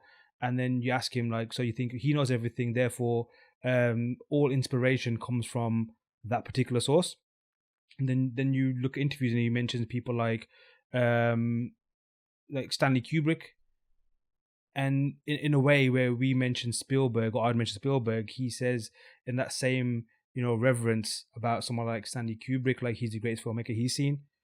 yeah. And then like even George Lucas with Akira Kurosawa regarding Star Wars and all those things as well. And it's like, so these people have had that impact, something that's impacted them, that has compelled them to create. Right. So, but at the moment, like we're referring to like creatives because we understand that realm. We understand what it's like to be inspired, and then use that energy to make something from that as well. Yeah. But then speaking to you before, it was like, but I've only ever looked at that angle. Like, so when I hear creative talk about, oh, when I first saw the film Akira and how it's like inspired me, or they use that as an example in terms of like, that's what a masterpiece is. So that's the benchmark, and that's what I'm fighting for. Like, I get it as creative. But then what about the people who are not creative, who are equally inspired by these And things? that's so interesting also because um, I I had a time where I heard a lot of like physicists, not physicists, like actually physics, right? Like the Um, guys who do physics. like Neil deGrasse Tyson and people like that. Yeah, exactly. And physicists. Let's just call them clever people. Yeah, and they almost always have like Star Wars as like their inspiration source. Like, and they are super inspired from Star Wars to actually go into science and study science to explore the space. Yeah, it's exactly, and these people are the ones that are like, from their work and their research, are discovering new technologies that we use, maybe in a creative sense or in a daily sense in terms of everyday lives, or they're making things that help us understand ourselves better in terms of like the universe and whatnot. So it's super like, it's like, so it's weird because the source of like inspiration and what that can do, you can't define it in any words, I guess, and you can't summarize it or maybe give it like a couple of lines where this is what it is. It's I guess it's like a seed. It's like when you look at a seed, it's so inconspicuous. It's cool in the sense of like, from a visual point of view, the shapes of it and all that kind of stuff, but ultimately it's quite a boring thing. But then when it grows into like, a giant tree or all these fascinating plants and stuff, it's like, that's the metaphor I come up to what inspiration is. It's like, it's a little seed, and if it isn't watered, if it isn't in that environment, it will not flourish. But that potential to flourish and grow is always still there, providing it's got the right ingredients and circumstances. And I guess for me, that's what happens with ideas, and things like that. And again, you mentioned about physicists and how they use Star Wars as a reference. I remember like growing up, Will Smith was like the coolest person on the planet. At my point of view, at one point in time, we did Independence Day. We used to watch Fresh Prince of Bel-Air all the time on TV. Men in Black had just come out, and so you always become like a fan of like these celebrities. And back then there wasn't much internet, so there would be like these interviews that would come on TV and whatnot. And I remember he was speaking. He mentioned, and I'm paraphrasing it. I'm not saying it word for word, so I could have got it completely wrong. You might not even have said this, but what I remember is he was referring to a time when he met Nelson Mandela. So obviously that person's history and his impact on humanity is like, compared to say someone who's a creative, is way more serious in terms of what he had to go through and all the things that happened. And he was talking about like, like, I guess he was just thinking, well, what am I doing that's so important when you've done all this and the struggles you've had to go through and you've managed to change people's lives, for example, is like, is there any point in me just, making things that just make people want to go to the movie and all that kind of stuff? And in return, what Nelson Mandela said to him, and again, this is what I've taken on. I've never forgotten this, or this kind of like message that I'm about to say. I've never forgotten it, but I don't know if it's word for word. And he basically said that, but you are doing something important because the people that maybe do these things that you say are more important, like, he referred to like, I guess, doctors or like, people who are on the front lines, giving aid to people who maybe are starving or whatnot. They are going to be going to the movies to unwind, to maybe get some inspiration, to maybe have a bit of a break from what they're seeing. So in that sense, you are doing a service to people. Yeah, that's a beautiful like idea. Definitely, it's almost like the same idea with having kids, right? Like, you put all this work into them, and you maybe can't see the fruits, but then when they're adults, they might become whatever, doctors, lawyers, and make the world a better place. And you basically 100%. Yeah, I mean, like, in terms of like being a parent, how again, like talking about philosophy of art and how important it can be, how has being a creative affected you as a parent, and how you being a creative has let you be a parent, in the sense of like, has it make you see things a different way, being a creative and being a parent? That's an interesting one. I actually referred to being a parent.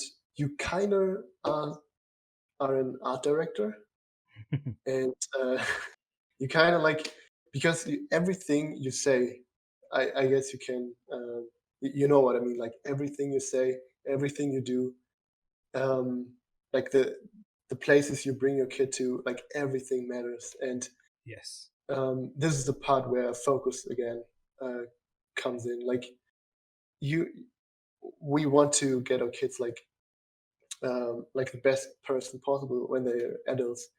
So yeah, you really need to consider every act you do, and it's basically like painting a picture is the same thing in a micro sense. Like you need to every step you need to consider, every brushstroke you're doing like feeds into this bigger purpose. And yeah, that's kind of how I see it. Yeah, how are you seeing it? Like, how Um, does that affect you? very very similar. It's like being a parent. Like even just before we went on the call today, my youngest child is now 5 months. Or we will be 5 months in a few days, and I was just lying with her and just seeing like how she's reacting with me, and I was just comparing it to how she was when she was like only a few days old, and the awareness they have. And as a creative, obviously we have that mindset where we get fascinated by things, and then we discover, like, we want to go down to find out why are we fascinated and where is it coming from, and all those like threads of thought that it takes you.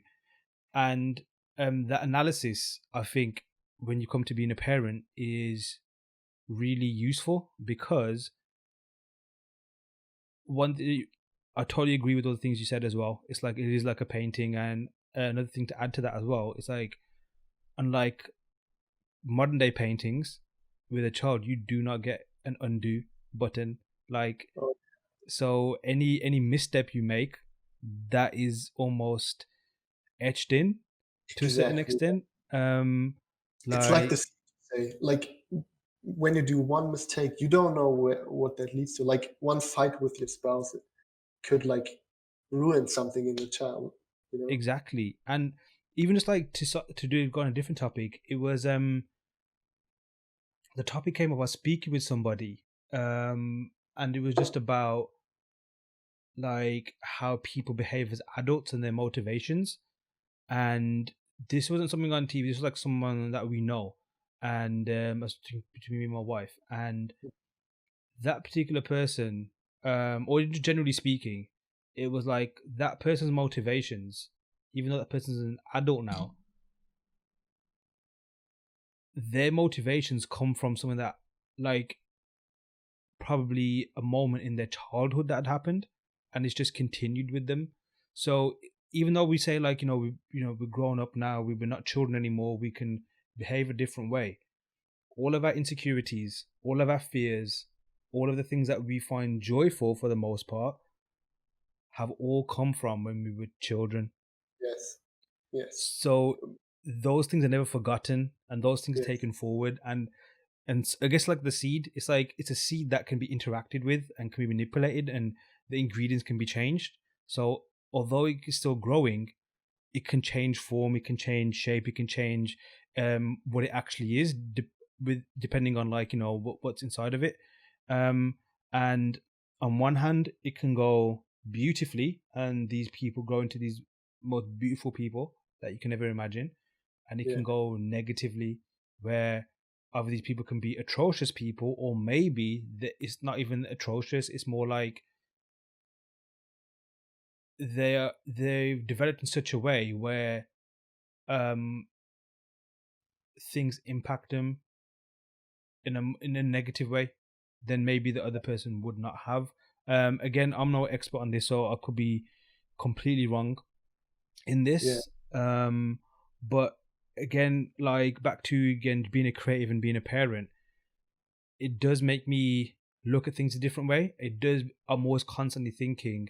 I'm not saying non-creative parents don't do that as well, because I'm sure a lot of parents think a lot about.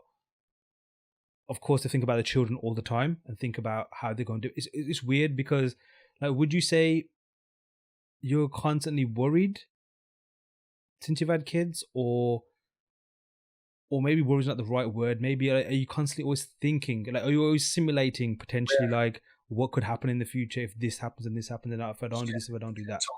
Totally. Like I just recently had my daughter told me something like what happened, and I was like, wow, she remembered that one word or sentence, and she internalized it. And Mm, yeah, I think being a parent just showed me how important the subconscious actually is. mm, Like I think like there are like scientific studies about like how 95% of all of our actions are actually subconscious and mm-hmm. just 5% are conscious. So everything we do in life, or like almost everything we do in life, we do subconsciously. And Yeah. then just the 5% is like we actually think about it. So this is how much actually is it is important how we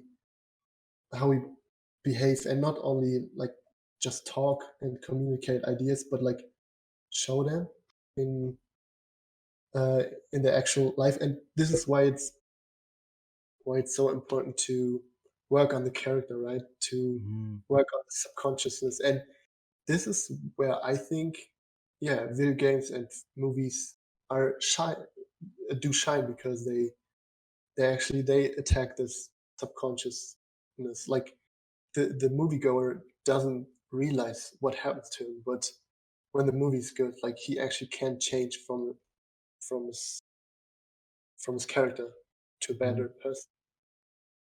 Yeah, I totally agree. I think like a similar experience is there was like yeah, I mean, like, I guess a way to symbolize what you mentioned about 95% is always subconscious. I guess, like, if you could put the task manager on your brain, there's all these background processes that was happening, even though you might not be doing nothing. Um, and as you know, when you got kids, I mean, you got like 4-year-old, is it 2-year-old and newborn, right? So there's like different stages of development, but at this moment they're like sponges; they absorb everything. Yeah, And I bet your eldest now is like also at that point where they're very confident in terms of like their own opinions and how they're like how they see things, yeah, and they see a lot. Like, like, my daughter is approaching 6 now, and um even I remember like when she was 4, the stuff that they would absorb and they would see, it's not scary, but it's eye opening that how much knowledge they can retain and how much they can remember at such a young age.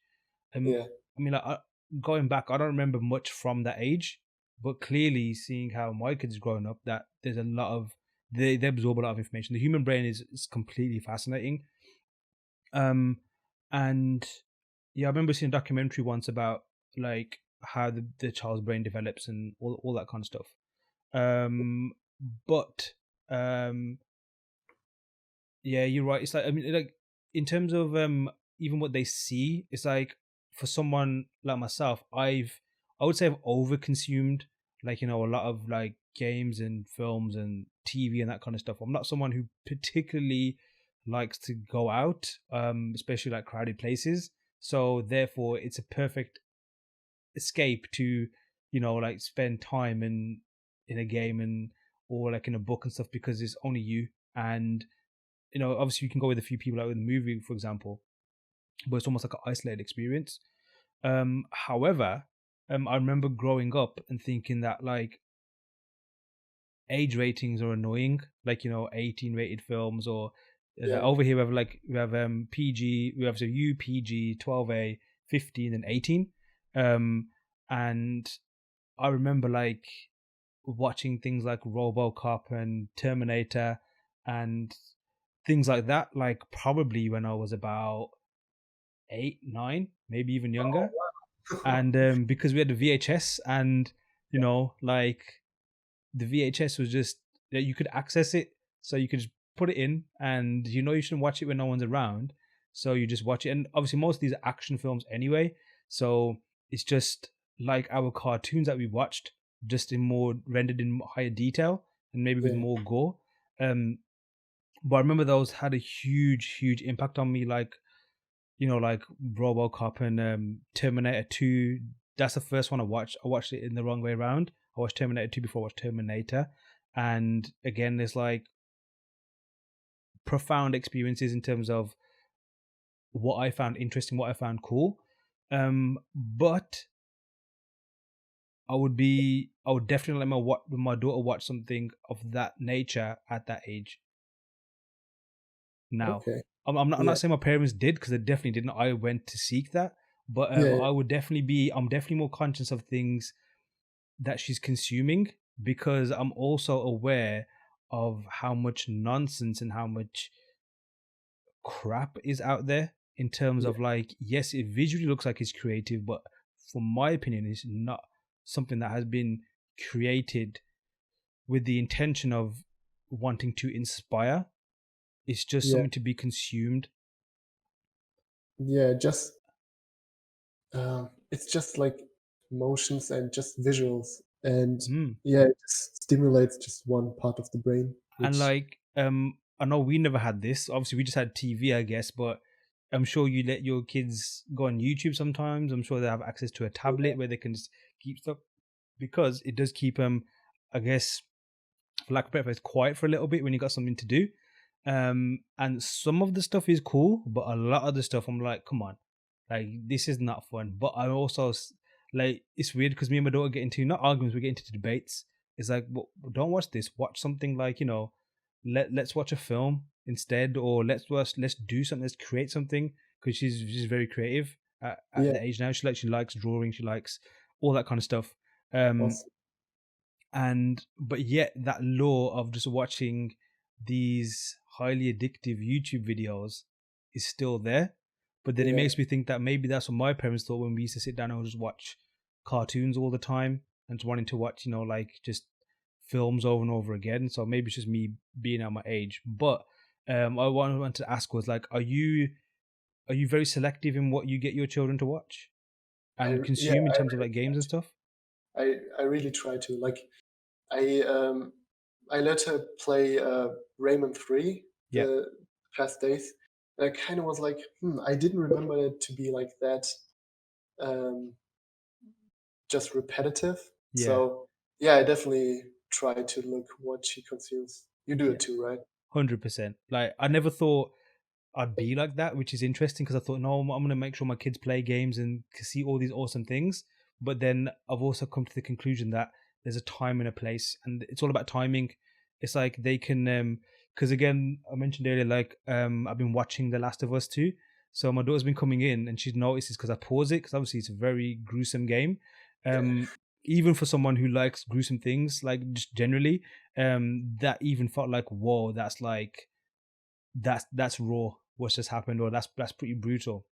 So yeah, I've been very conscious, because I don't want her to be exposed to that. Rightly so, because you know, I'm sure nobody really wants to let a kid see, you know, stuff that's over 18. But nevertheless, she's aware that, okay, you know, she doesn't want to. She's curious, because why is daddy watching this and why I'm not allowed to? But then I always right. tell her that this is grown up stuff, so you can't watch this. But Yeah, you can watch this because it's fine. So she kind of gets the dynamic.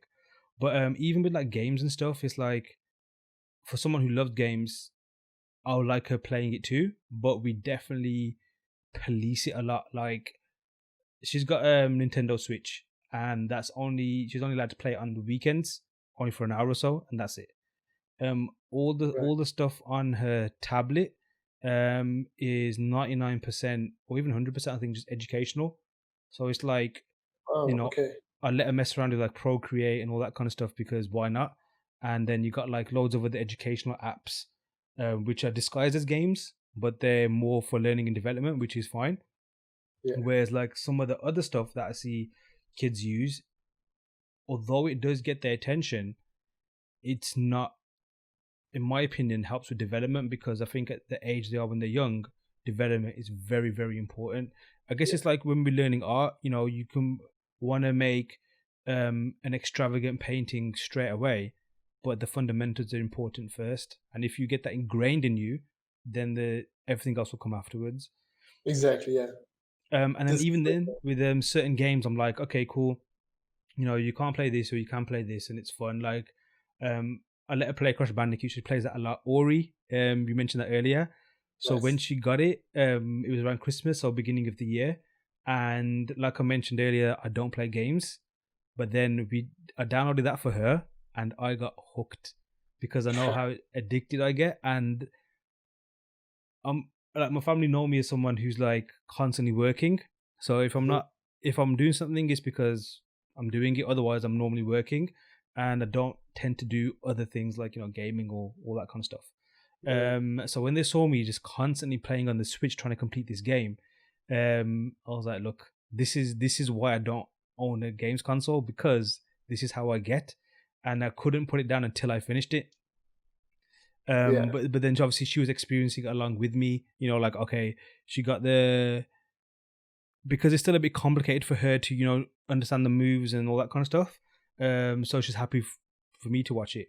But then I remember like a few years back, even, which is, I guess, definitely much more mature game, but done in a simple way. Have you played Limbo?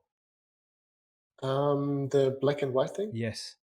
No, but I hear it a lot that it's really, really good. It's again, it's like that is something that where traditionally I'd be like, okay, it's a bit dark, no pun intended, because it looks very broody and moody and almost like scary. It's not like a happy place. Like, I guess you could say even Ori is more like a happier game in that sense, even though it starts off in a not happy way.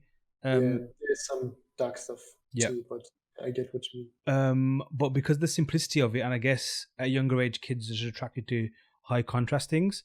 And it used to be on my phone, so she'd be like, "What's this?" And she just loved the fact that she could move this character around, and the way that game is made and how it looks awesome visually, she just couldn't put it down. So I remember we played together, and obviously there's a spider in there, which is a bit creepy, not because it's a spider, but because it kind of like stabs you if you get too close to it. Again, there's no gore in it because it's just black and white, but the suggestion's there. But then at the same time, it's like, it's cool that she's experienced that, because for me, that's like a masterpiece of a game. Right. So, again, another ramble. I do apologize. But yeah, it's like, I want her to see how awesome this medium can be in terms of like games and things and stuff. But I police it a lot, and I just wanted to hear if it's the same thing for you as well. One question I would have to that topic: do you actually try to police? Because video games, they can like, they're so fun, right? Like, you can have so much fun and so much dopamine. That maybe something physical, like a normal toy, like a doll or something, isn't as fun anymore. So that you just have to play all the time.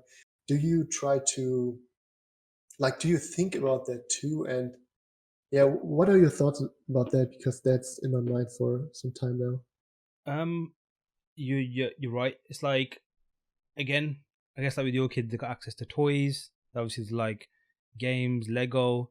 Now you got YouTube, which I find gives children the bigger dopamine rush than even games do. Because everything's just instant and like very saturated colors and in your face and loud and all that kind of stuff. But I think my way around it is the things that seem to be the most addictive, she gets less time on those, purely because too much time on that, it can be negative. But then fortunately, we're grateful that she's not doing that. She's happy to pull out her colors and start drawing. Or she's into crafts too. So again, we made sure we got enough of those kind of things. So if she wants to like get scissors out and a glue and start wants to make things. That's awesome too. And that's more not so much me wanting to steer her into the design realm because that's what I do. It's more because that's what I know. So I know that she can get some kind of enjoyment out of that. And at the same time, whether she does pursue this as a career or not, that kind of thinking can help her in whatever she ends up as. So it's a weird one because it's a constant balance. And you know what kids are like. They got so much energy. And during the lockdown, it's like having to keep them at home because obviously schools have been shut, and making sure that she still gets enough time to do the learning that she would have done at school anyway. That's been quite challenging as well. I know, that was so challenging for me too. Yeah, so to manage all of that, it's crazy because again, like being a parent, you realize how much energy children have and how much and to make sure that you channel that in the right way is always constantly on your mind. Like you're just thinking, okay, is that the right thing I should be doing? Is that going to be positive? Is that going to be negative for her? And whatnot. But I think my solution or our solution to that has always been not to cut all these things off that maybe can be seen as addictive. Like YouTube, for example, I'd say that's the biggest one.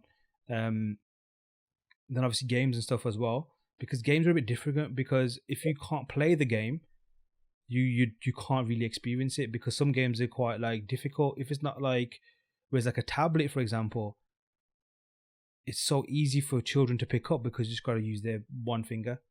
Yeah. And they can navigate very, very quickly. And it's very intuitive because it's designed to be used by anybody. Whereas like a game where you got 12 buttons and you got to figure out the combination, until they get to a certain age where they can actually figure that out, it's like, nah, forget this. This is too hard. As cool as it is, I don't want to know. But then the solution is, to answer your question, is more like diversify everything. So ensure that or at least what we've done is made sure that, okay, there's a time and a place for everything, but make sure you understand the value of maybe reading. So do reading instead, and use your brain like a TV, because when you read, you imagine it in your brain and communicate that kind of stuff, and all those little things. Even when we do recreational stuff, and this is me personally, this is my influence I've had on my family in terms of my shortcomings in terms of because I get social anxiety, so I don't like being around crowded places. In my day job, it's normally in a crowded place, so it's almost like I don't want to go back to the same environment when I'm not working, for example. So when we do family stuff, I prefer to do going out to nature or museums and things like that as well. Yeah. And I'm pretty grateful that my daughter finds museums interesting at such a young age. Because she'd mention things like, okay, like Daddy, when we're going to a museum, and at the same time, that's another outlet as well, because they go somewhere new and they see sometimes these awe-inspiring things, like something Egyptian. They've been learning that at school, for example, so she can relate and all that kind of stuff. So I guess it's just trying to funnel all of these things that kids can find interesting and just make it so they just don't give you a headache to the point where you just get burnt out. Yeah, dude. And I think that's the hardest part of being a parent, right? Yeah, I mean, what about for you? What kind of things do you guys do? Actually pretty similar, to be honest. I'm my daughter really loves to draw and paint. And what I find ideal is when she watches a movie or a game and then turns it off and then draws it, or gets actually inspired of it. Yes. This is my ideal. This balance, what you're also talking about, is for me the ideal. When it gets a bit harder for me is when she doesn't want to put the controller down, or just want to watch the whole day, and you have to actually pull her away from that. Yeah. That's not so ideal. Yeah. But it's it is one of those things. It's like a finite thing, because they'll soon grow out of it and they'll get to an age where they don't even want to know us, and they're like, just leave me alone, I'm doing this. And we'll remember those good old days. But yeah, back to you mentioned about the drawing element, like, you know, experiencing something, then wanting to draw it, and back to the philosophy of like creativity and art and stuff.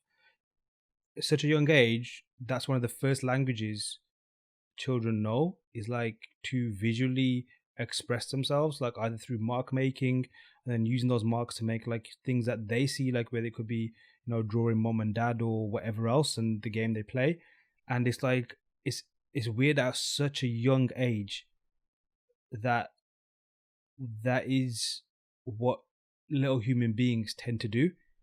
And then when you get older and start experiencing these in a much grander scale, like The Last of Us, for example, it's not surprising that these things can affect you on such a subconscious level, because this is a language we've understood since a young age. And I've heard people mention as well, it's like, and even some documentaries I've mentioned. So I really like watching more factual things or reading about factual things as opposed to fictional things, purely because that's what I like to fuel my creativity with, and also gives you like a different insight into things that maybe you'd be interested in generally. But I can't remember where, but it was pointed out that when it comes to art, it's like we're encouraged to do it so much as children, but then when you hit like high school, it's almost like stop it now. And then as we get older, if we're not creatives, for example, then we just forget about it. And it's like, where does that energy go and how does it manifest, if anything, or does it just die away? And I guess maybe even with ourselves is like, even though we are creatives, I guess there was a point in time in our stages in our careers where we did stop for a little bit before we found it again and then went more hardcore into it. Yeah.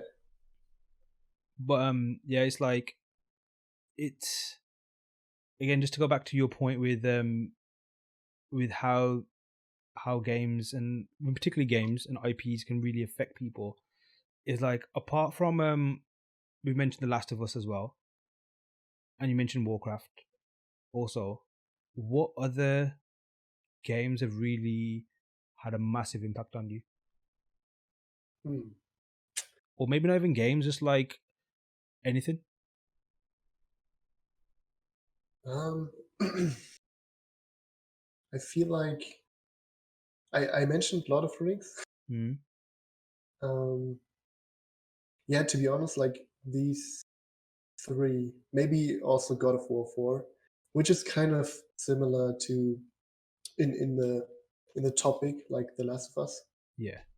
I think this was. Is that the Nordic one, the latest one? Yeah. Yeah, I thought that was. Did you play that? I watched it. I watched it. You watched it? That was a masterpiece in my opinion. Yeah, I really enjoyed it. It's like, for me, it's on the same level as The Last of Us, and that means a lot because I'm such a The Last of Us fan.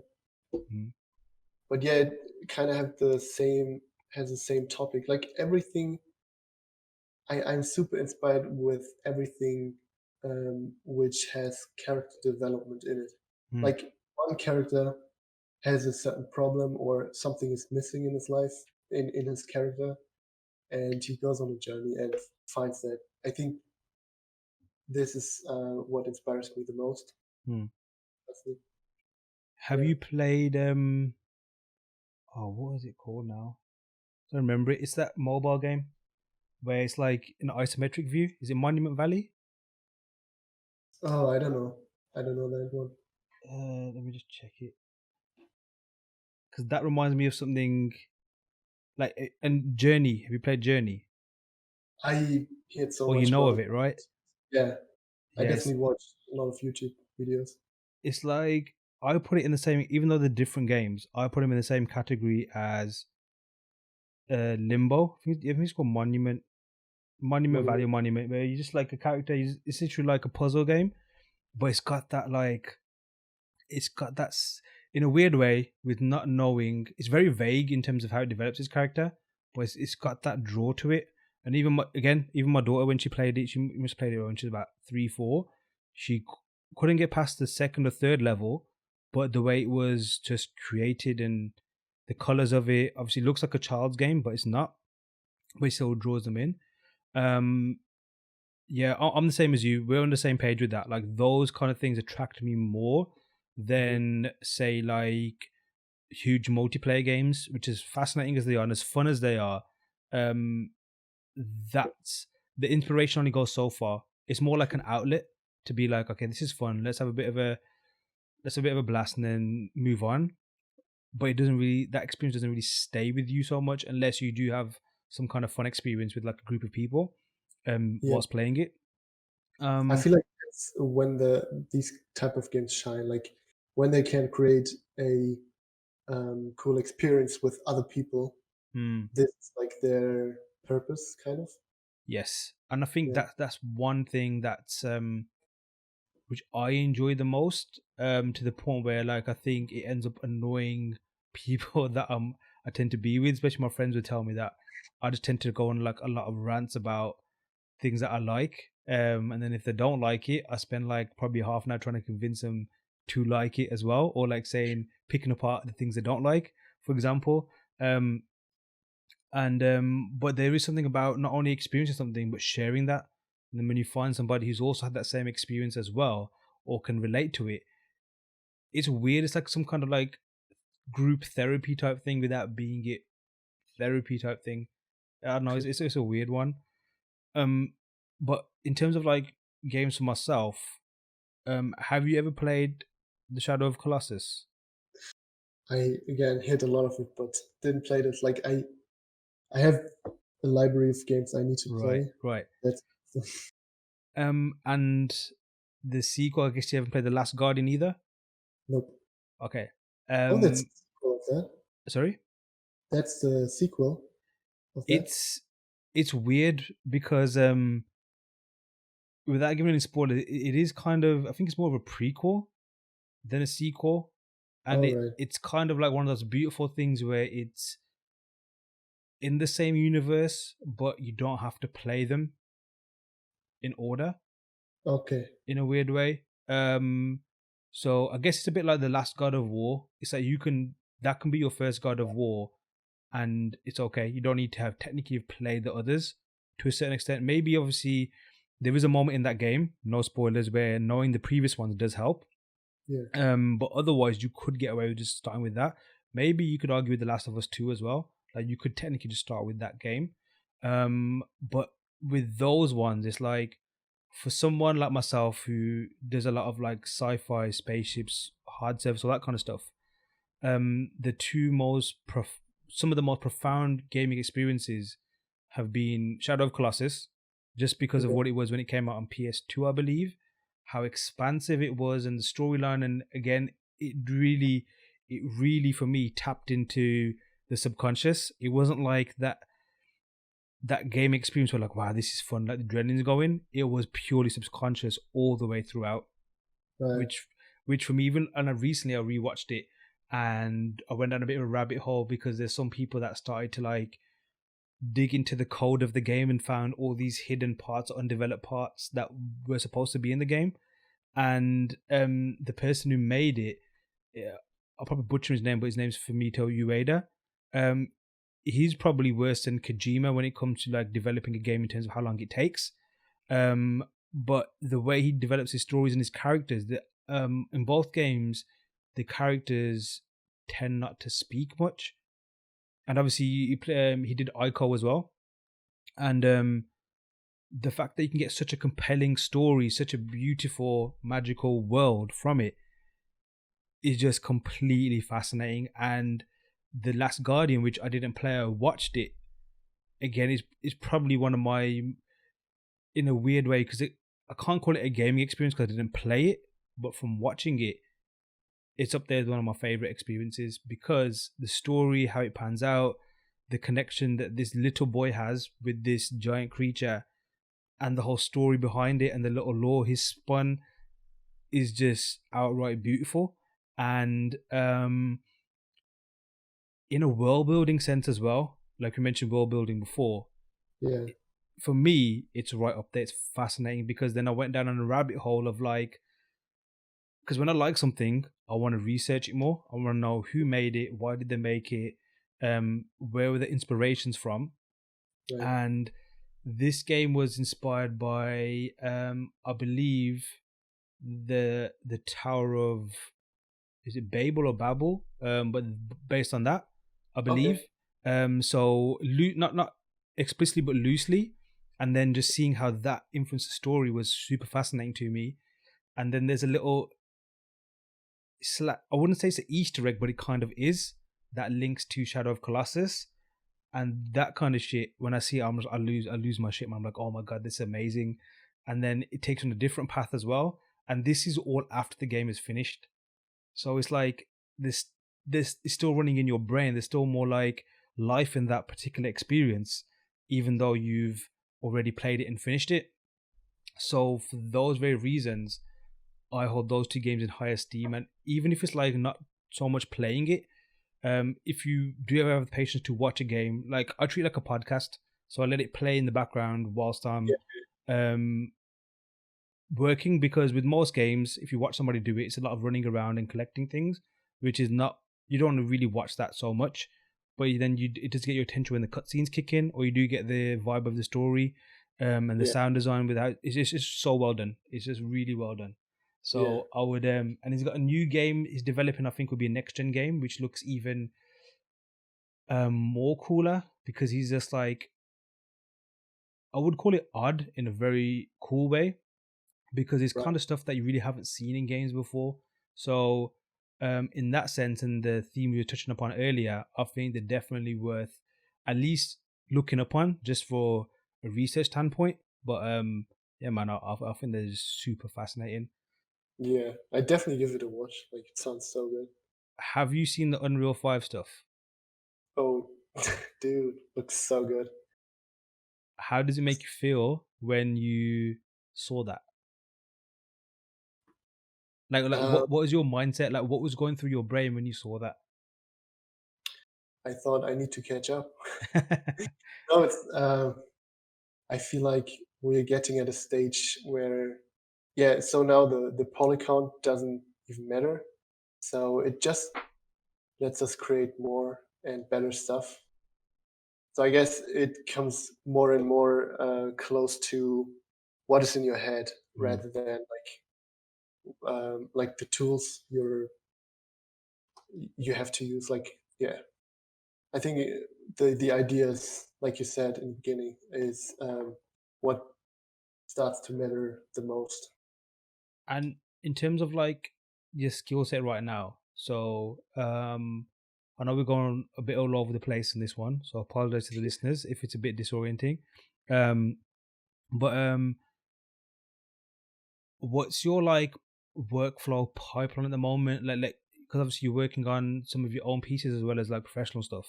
If you want to speak a bit about that as well, and what's your pipeline to image creation? Like what tools do you use and in what manner do you use them? Yeah, sure. So I used for a long time Clarice IFX, which is um, like animation program, which is used by like ILM and stuff. And this also has no poly count limit. So I really like to combine that with 3D code because I can like sculpt something with millions of polys in 3D code and put it into Clarice, Mm. duplicate it like 1,000 times, and yeah, you like render it there.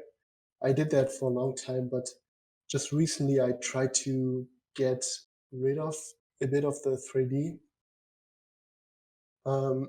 So I just jumped on the Blender train for now, and I basically tried to do everything in Blender because I feel like what hindered me the most before was I created a lot of elements and put it into a program, and there I had to assemble it. Whereas in Blender, I can start right off with a simple composition with very simple geometry, have the camera, like all the fundamentals are set, and then I add detail.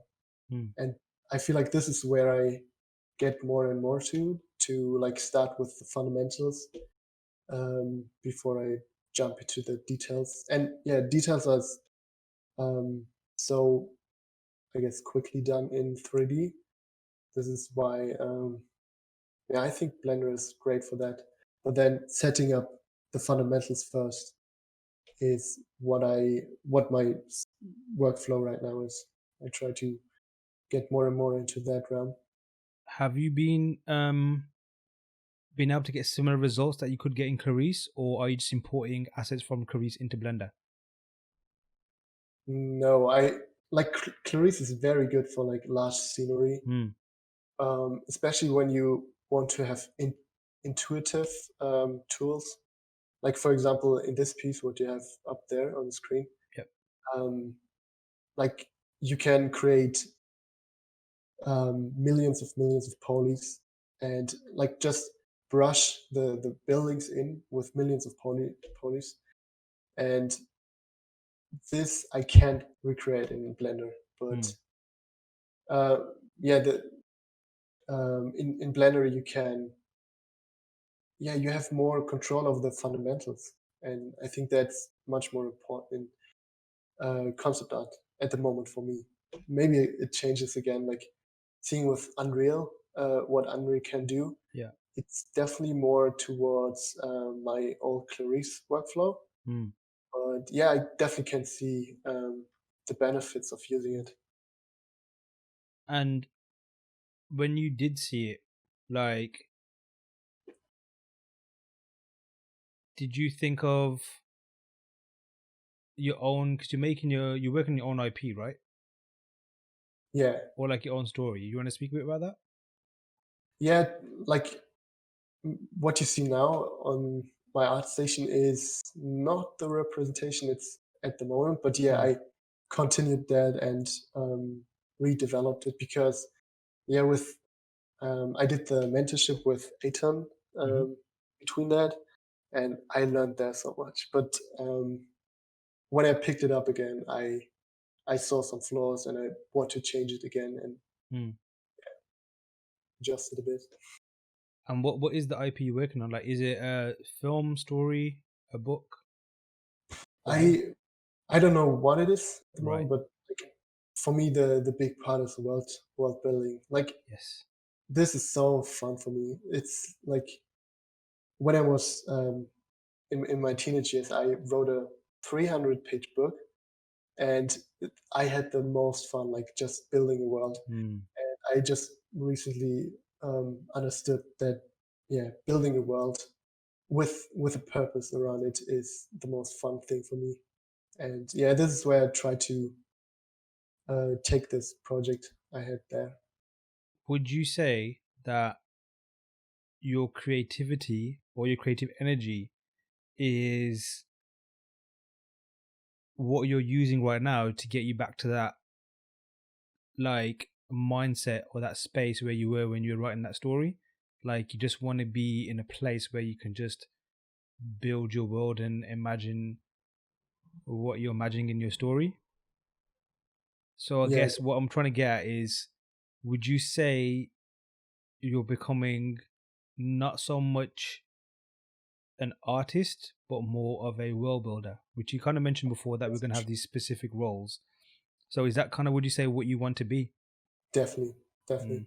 Mm. Like I feel like when I entered in the concept art realm, I thought everything is just concept art, but it's Mm. so not. And everyone has their own strength. And my strength, I feel like, is not the part maybe where you do like different shape variations, Mm. for example. For example, what you would see in a stylized game, where you don't have enough, where, not enough, but where you don't have so much story behind it, but the Yeah. shapes are so interesting and cool. I Mm. feel like this is where I'm actually weaker. I'm way better at taking a narrative Mm-hmm. and telling it visually, like which color tells that story the best, which shape explains the story the best. I think this is where I'm the best at. Nice. When did Yeah. you reach that conclusion? Like, when did that moment strike you, thinking this is where my strengths are right now? Did that happen organically, or was it something that you thought about? Definitely more organically. Like Mm. I mentioned my kill and all of that stuff. It was more something which happened over time, where I thought more and more, okay, um, yes, some people, for example, want me to do like different iterations, but they just want to see something visually and maybe get inspired and then create out of that a story. Mm. But that's not so much me. And yeah, I think that happened more organically. And is that something you do at work right now? Definitely. Yeah, they Nice. and that's the cool part. Like before I was in the industry, I thought you get into a studio and they want you to do a task and you finish it and that's it. Mm. But it's not so much that. It's more like sometimes it's that, but mostly I feel like they want you to add to the product. Like you should make your own creative thought. And I feel like I really have the opportunity to contribute exactly something like that, like to build the narrative in a visual way, and that's so cool. Dope. That's really awesome to hear. What kind of steps do you want to, or have you taken now, to help you further that specialization? I definitely started with like Joseph Campbell and stuff like that, Mm. but also I think like personal projects, obviously, like it's a huge part. For me, I always did like personal stuff, but um, I I realized that yeah, I tried sometimes to just make just an image Yeah. just for the sake of it, but Yeah. I just couldn't do it well, to be honest. Like Mm. I'm not good at that. Need a I need a story to get my creative juice flowing. Speak. And Nice. that's that's where I'm the best. And like, for somebody who's maybe coming up now, starting off, trying to find their own way, maybe they're already realizing that I do prefer the world building element. Like, I want to, I guess with world building, it could be many things, but almost it's not just a case of like you're creating how something looks. You're almost like designing cultures. You're designing like philosophies in these particular worlds. It's like really deep, vague, nebulous things, which are which is like, for me, it's like, again, it's fascinating. And for myself personally, I think you nailed it. Where when it came to before image making, like, we could refer it as personal quote unquote projects, but we were just making images. And even myself now, I'm starting to go more towards things that are more part of a greater thread, or you could say like world building also, or part of a series of things, just to give it more cohesion, more meaning, make it more meaningful. But for people that are coming up, like, what tips would you give them now? So maybe like a younger Jonas who is entering concept art, but really want to do more world building. Like, how would you advise those people? Like, what advice would you give them? I think I would lead them to Tolkien and like people like Joseph Campbell, and just to know that there is more to it than just the visual aspect. Um, because like I think Tolkien like really developed these whole cultures over years, and yeah, definitely read Tolkien and Joseph Campbell for the start, and develop your own IPs. I guess that's And the best part. when you started your, like, how many IPs you developing? Is it Ranu, right?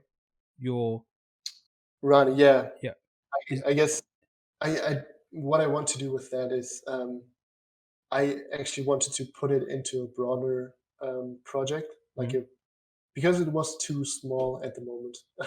I mm, I I felt like I need now a project where I can work on maybe 1, 2, or 3 years from now. yes, I don't know yes. what it will be. Like I don't. Maybe it will not be a book. Maybe it will just be on my portfolio and that's it, and it's totally fine. But yeah, it's so fun, and I learned so much while doing that. I think it's super interesting that like spoken to a few people and even my own experiences. It's like there's an energy there to want to create this thing, and I think it's fascinating that once you realize that, and you only realize it when you know that thing's not going away, like it's still there, like it needs to be pursued. But it's also fascinating that it's also doesn't really have a final like platform yet of how it's going to come out, and in the way Yeah, it is now, like because it's also awesome because maybe when you do start it thinking this is going to be a film, you already put yourself in that box, and maybe when you develop it, because you're keeping in that box, it might not be as awesome or as pure as it could be. Because maybe we're better up as off as a book or maybe as a game. So I yeah, think it's pretty cool to kind of like not box yourself in, unless obviously doing it for a commercial reason or maybe just as an exercise. But I guess like with Tolkien, obviously back then, because if you see his art, he was pretty um competent artist as well. But obviously back in his age, writing was the way to world build. I wonder if he was starting off now, if he would in the age of obviously like your Unreal 5 and whatnot, like would he do it as a book, or would he build his own gaming experience or what have you? It'd be interesting to see. totally. But nevertheless, back then obviously it was writing, so that's how he fleshed it out. And yeah, I think Tolkien's a great example because there's not many like him. Like he took, I believe, 20 years or something to flesh out just the history of Middle Earth Yeah, before he wrote the story, which I think was done in a fraction of the time because he had everything set. Like literally, he spent 20 years. But that's 20 years. That's like that's a long freaking time. But I guess the energy was there, and he did it. Um, so I think yeah, it's pretty neat to know that like let things manifest how they're supposed to manifest because they will. Just focus on like the essence of the world you're trying to build. yeah, Um, you mentioned before you wrote, was it a 300 plus page story? yeah. Do you Exactly. It still was. write? No, I I see myself more visually now, but yeah, at that time it kind of was the same what I'm doing now, like just world Mm. building and creating a story around it. It was shit, but it was so fun. I Um, guess you could. I mean, you maybe say that now, but I think the key thing is that you had that experience of doing it. I remember yeah, growing up as well. Like creative writing was something that maybe I excelled in at school more than anything else, even art, cool. I'd say, because there's something liberating about it. And obviously, our brains are quicker with words and speech because that's what we've known since we've been born, I guess. Like to communicate in that fashion. And even like I remember being fascinated more by like storybooks growing up, like Roald Dahl and things like that, like the way things were written, and thinking, wow, this is like just amazing. Like you don't you don't realize you're reading a book. You almost see like the movie in your head, but it is Yeah. actually just from the pages on the words on the page. Do you want to get back into writing, maybe? I actually thought about it because I love storytelling so much, but Mm-hmm. I feel like when I look at like concept art, every day I try to get better at the process and learn so much every Yeah. day.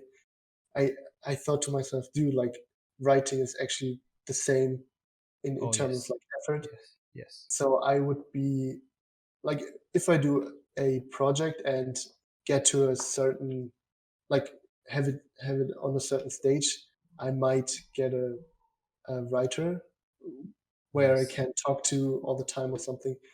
I think this would be better for me because, yeah, again, it's such a broad thing, and I don't know Just if I can. just on that, like your creative process. Do you like write down notes much? Are you much of a note taker, or like even like in your phone? Even like audio notes, I guess. Like you could just, Yes. because you know your words. It's more like, I guess, just for yourself maybe, and then build your word after. I'm not sure. I'm just Yeah, like, shooting stuff out. But yeah. Do you tend to do that? totally. I have. Do you know Evernote? Yep. Yep. Yeah, I use that all the time. Like my whole, I have my whole life in that program. Oh. But yeah, like, do you do like audio notes? Because I don't do that much. Like, is that um, good? it depends on what it's for. Like if it's, because I'm like yourself, like it's from, like my inspirations are, or what I think my expression of my art will be, is not always necessarily visual, even though that's all I've ever shown. There's something I think, okay, that would be much better as like maybe a short film or something episodic. In what way? So I tend to like just go off on one weird tangent and just tend to just write stuff out on notes, more like Nice. bullet points, or maybe like that's going to be a great idea. I'm not going to touch it for anytime soon, so let's just put it down in note form as well.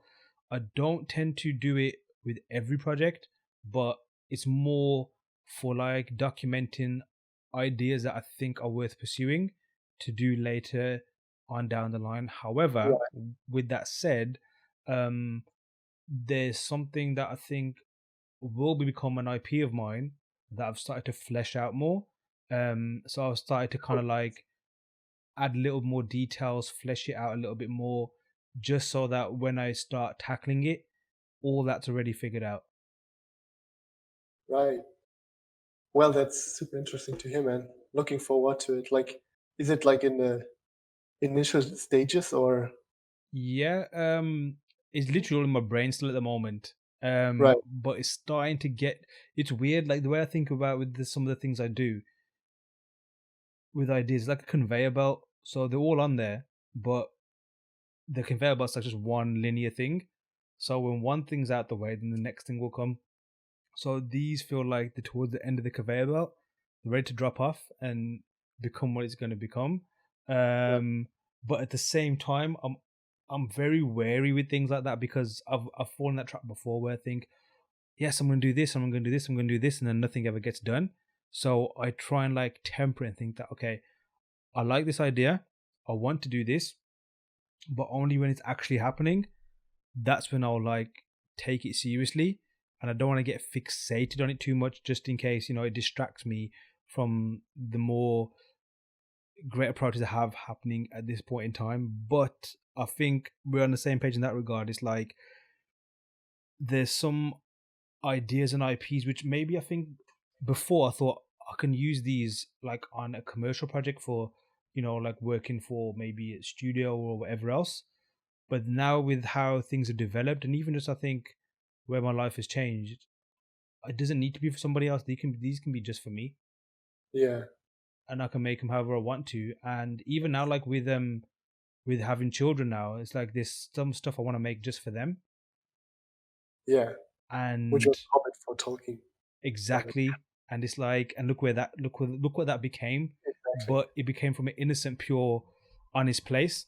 Yeah.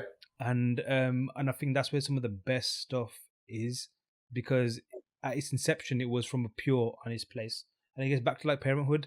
That's what children are initially, even though they poop all the time. They're pure and honest, and however life shapes them, that's what will happen. But Yeah. that's their origin story, so to speak. um what does the future hold for you? I definitely want to, like, Obviously, now first. that you're saying it in 2020, it's, don't worry about it because we don't know what's going to happen by the end of the year. I think the aliens are due to land in a couple of months, but nevertheless, we won't hold you to it. But yeah, sorry, yeah, go ahead. No, I think I'm actually pretty happy at the moment at Mm, Firesprite. We have some cool projects at the moment, so I'm not sure if I want to change soon in that regard. But Yeah. our future, I think I definitely want to do something on my own, something personal, like building an own world. Maybe it will be like an indie thing with some friends or something, or Yes. something like that. I'm not sure yet, but something on my own would be awesome. I'm happy to hear that, because I'm starting to become in that same mindset as well. Nice. It's like, I mean, let's say when you started out concept art, or like becoming a professional in this field, what was your mindset in terms of your career path at that point in time? Like, did you have certain companies you wanted to work for? Yeah, totally. Did you have like a bucket list? I actually want to become a like huge freelance concept artist with like Ubisoft and stuff like that on the client list. But to be honest, that's not that important to me anymore, because what I realized, like I had now some jobs and stuff, and everything is kind of the same. Like, yes, you work on a crazy good project, but in the essence, it's the same as to work on a smaller project. And the thing is what you do out of it. Like, do you put everything into it and make something like what really matters for the world, or do you just work on it because the name is cool? Like, you know what I mean? Like, it's always the same. Like, it matters what you do out of it, rather than like, when did that change for you? Like that shift in thought where you thought, obviously, like before, and I was the same. I'd like to work for this studio or work on this project, work to this level. To realizing that that's maybe not what I want to pursue anymore. Like, do you know when that happened? When that mindset changed?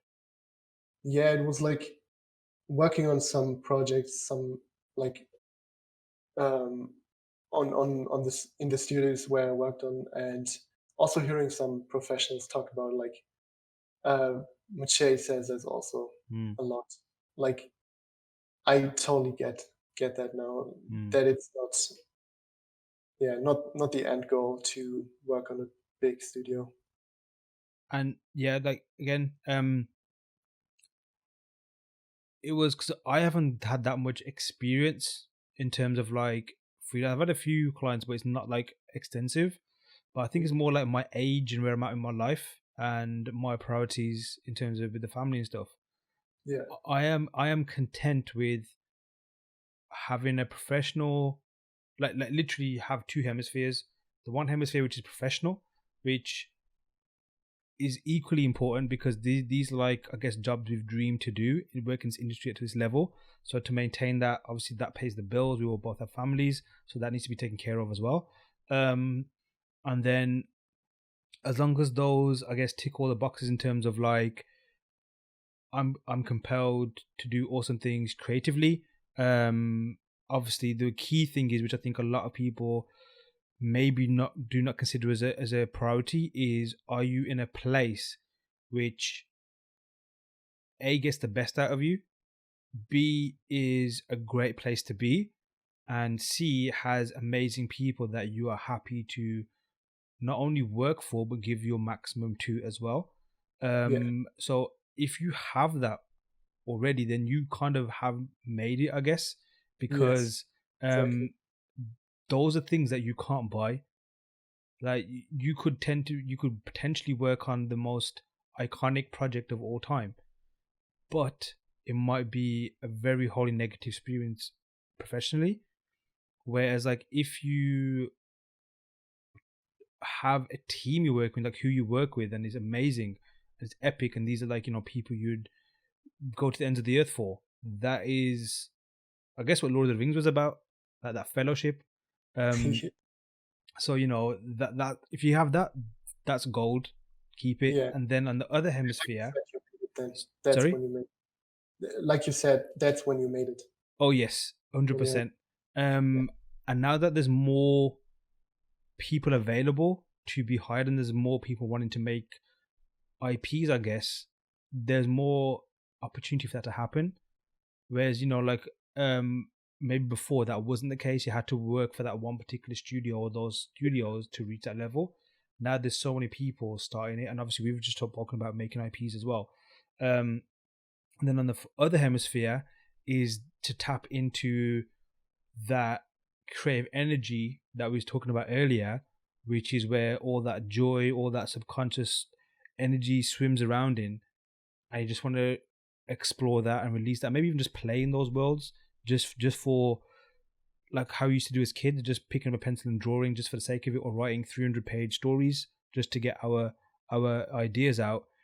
That can equally be done on the other side. So like, you can have your professional stuff which pays the bills and maybe funds your own creations, and then the other side, the other hemisphere, is to only work on your own stuff, because obviously you're in charge, it's your world. Whatever it becomes that way. But I also think that maybe in terms of on a mental health side of things, that might be the most healthiest approach as well, because you won't get that potentially, you get that frustration where, okay, if your only creative outlet is just work, then you have to be very lucky that the projects you're working on are the same things that you want to be doing. Whereas if you balance it with at home or in your spare time or the weekends or what have you, you work on your passion project, which is something that's super important to you.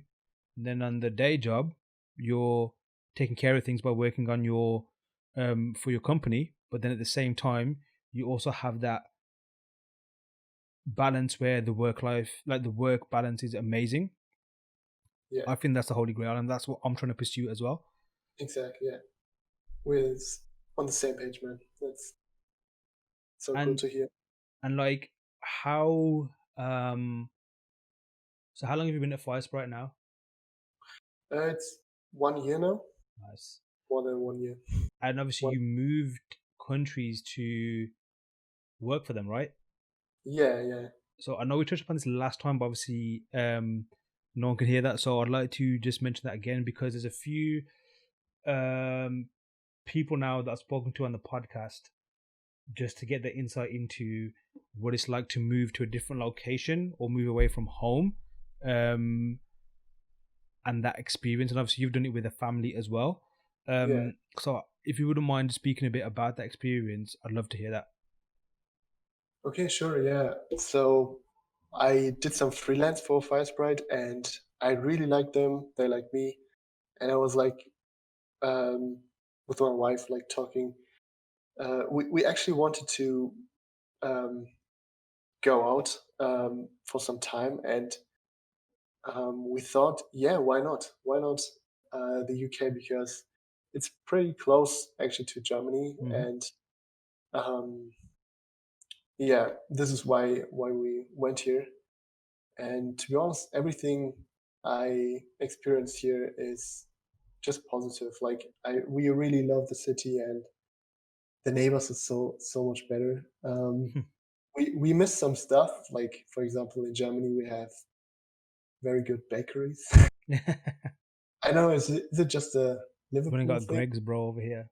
Yeah, Greg's. Yeah, but yeah, in Germany we have these like fancy bakeries. But to be honest, that's about it. Like there's so much good stuff here in the UK, and yeah, especially the people I think you meet on the street. I mean, you can have very close friendships also in Germany, but on the streets, I feel like the UK is way more friendly, and also like neighbors are way more friendly.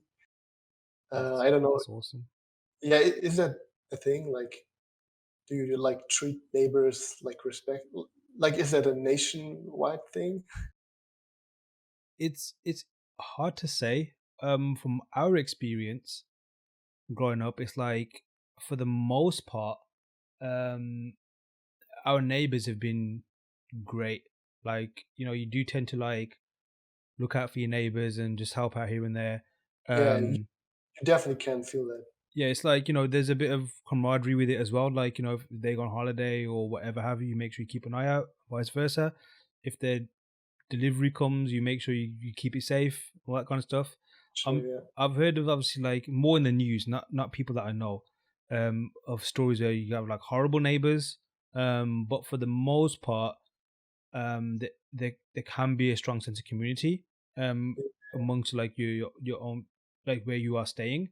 So I'd say so, yeah.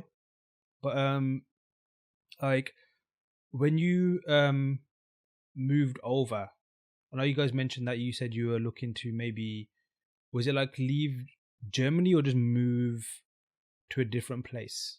Yeah, just like experience something different, because we were actually like our friends, for example, they went for a year or so to another country, Right. but we went very quickly into this family thing. So we actually want to have another experience. So that actually we actually welcomed that opportunity. That answers my next question, because I was going to say, when the opportunity came up, was it excitement or was it anxiety? Yeah, definitely more excitement. Nice. And the whole And moving process, how did you find that? that was hard actually. That Mm, was not cool. Yeah, so finding a house and stuff like that. I hear similar stories because I have a colleague who went to Germany, and you have that cycle of like property owners. They want to see like a bank account, like a yes. UK bank account, but then UK bank guys they want to have See an like address. Yeah. an address exactly. Yeah. Yeah. Yeah. It's a Like vicious cycle. a vicious cycle, and then but yeah, I somehow made it. And but yeah, that one was not so cool, but the rest was so nice. Also, the colleagues helped me a lot. I I remember we wanted to go to a certain part, and I told one of my colleagues was almost like accepting the flat, and he was like, "Dude, don't go there. That's like a bad neighborhood." Yeah, stuff like that. Were really helpful with that. Oh, that's cool. Like it's little bits of advice and stuff. And did the studio help out at all? Like I know there's like things with relocation assistance, and that's, I've asked a few people already this. I just want to get as much information as possible because, again, from my own experience, maybe potentially open to, again, like yourselves, a new experience, or maybe moving somewhere else just to professionally, that it might be required. Like what was that like? Like were they very supportive? Did they give a lot of information to help you out? Maybe not even financially, but maybe like also just in terms of guidance or someone to help you out to find Yeah, somewhere. definitely. Like not financially, but like they they always help me and ask if everything's fine. Help me with finding a flat and stuff like that. So there was yeah, in that regard, they definitely helped me. Dude, that's awesome. I think we can wrap it up for the moment because it's been, we're approaching fast 3 hours. So again, thank you again for your time. Yeah, Um, and I mean, invitation, like, man. one thing I just want to say before we go is, when I went to industry workshops back in 2016, I'm not sure how we started speaking, but we just ended up talking. And I would say you're one of the first people in concept art world, I'd say, that I actually met properly and got to know properly. Yeah, you Um, me too, so like actually. you're definitely one of the cooler people that I've come across. Not just in terms of like your skill level, but just you as a person. So I'm definitely very grateful for that. And one thing that I picked up straight away, because I think I just started learn squared stuff, and one thing we first connected on was that we were talking about just how it is as a place, because I wasn't like, just in online learning in general, I wasn't like, I was very wary of it because I thought it would, like, the only true knowledge could be found in institutions like, colleges and universities, and online learning I didn't think would be that thorough. So at that point in time, you had taken a mentorship with a few other places, but I know we spoke about the one you did with Mache on Yeah, his environment painting course.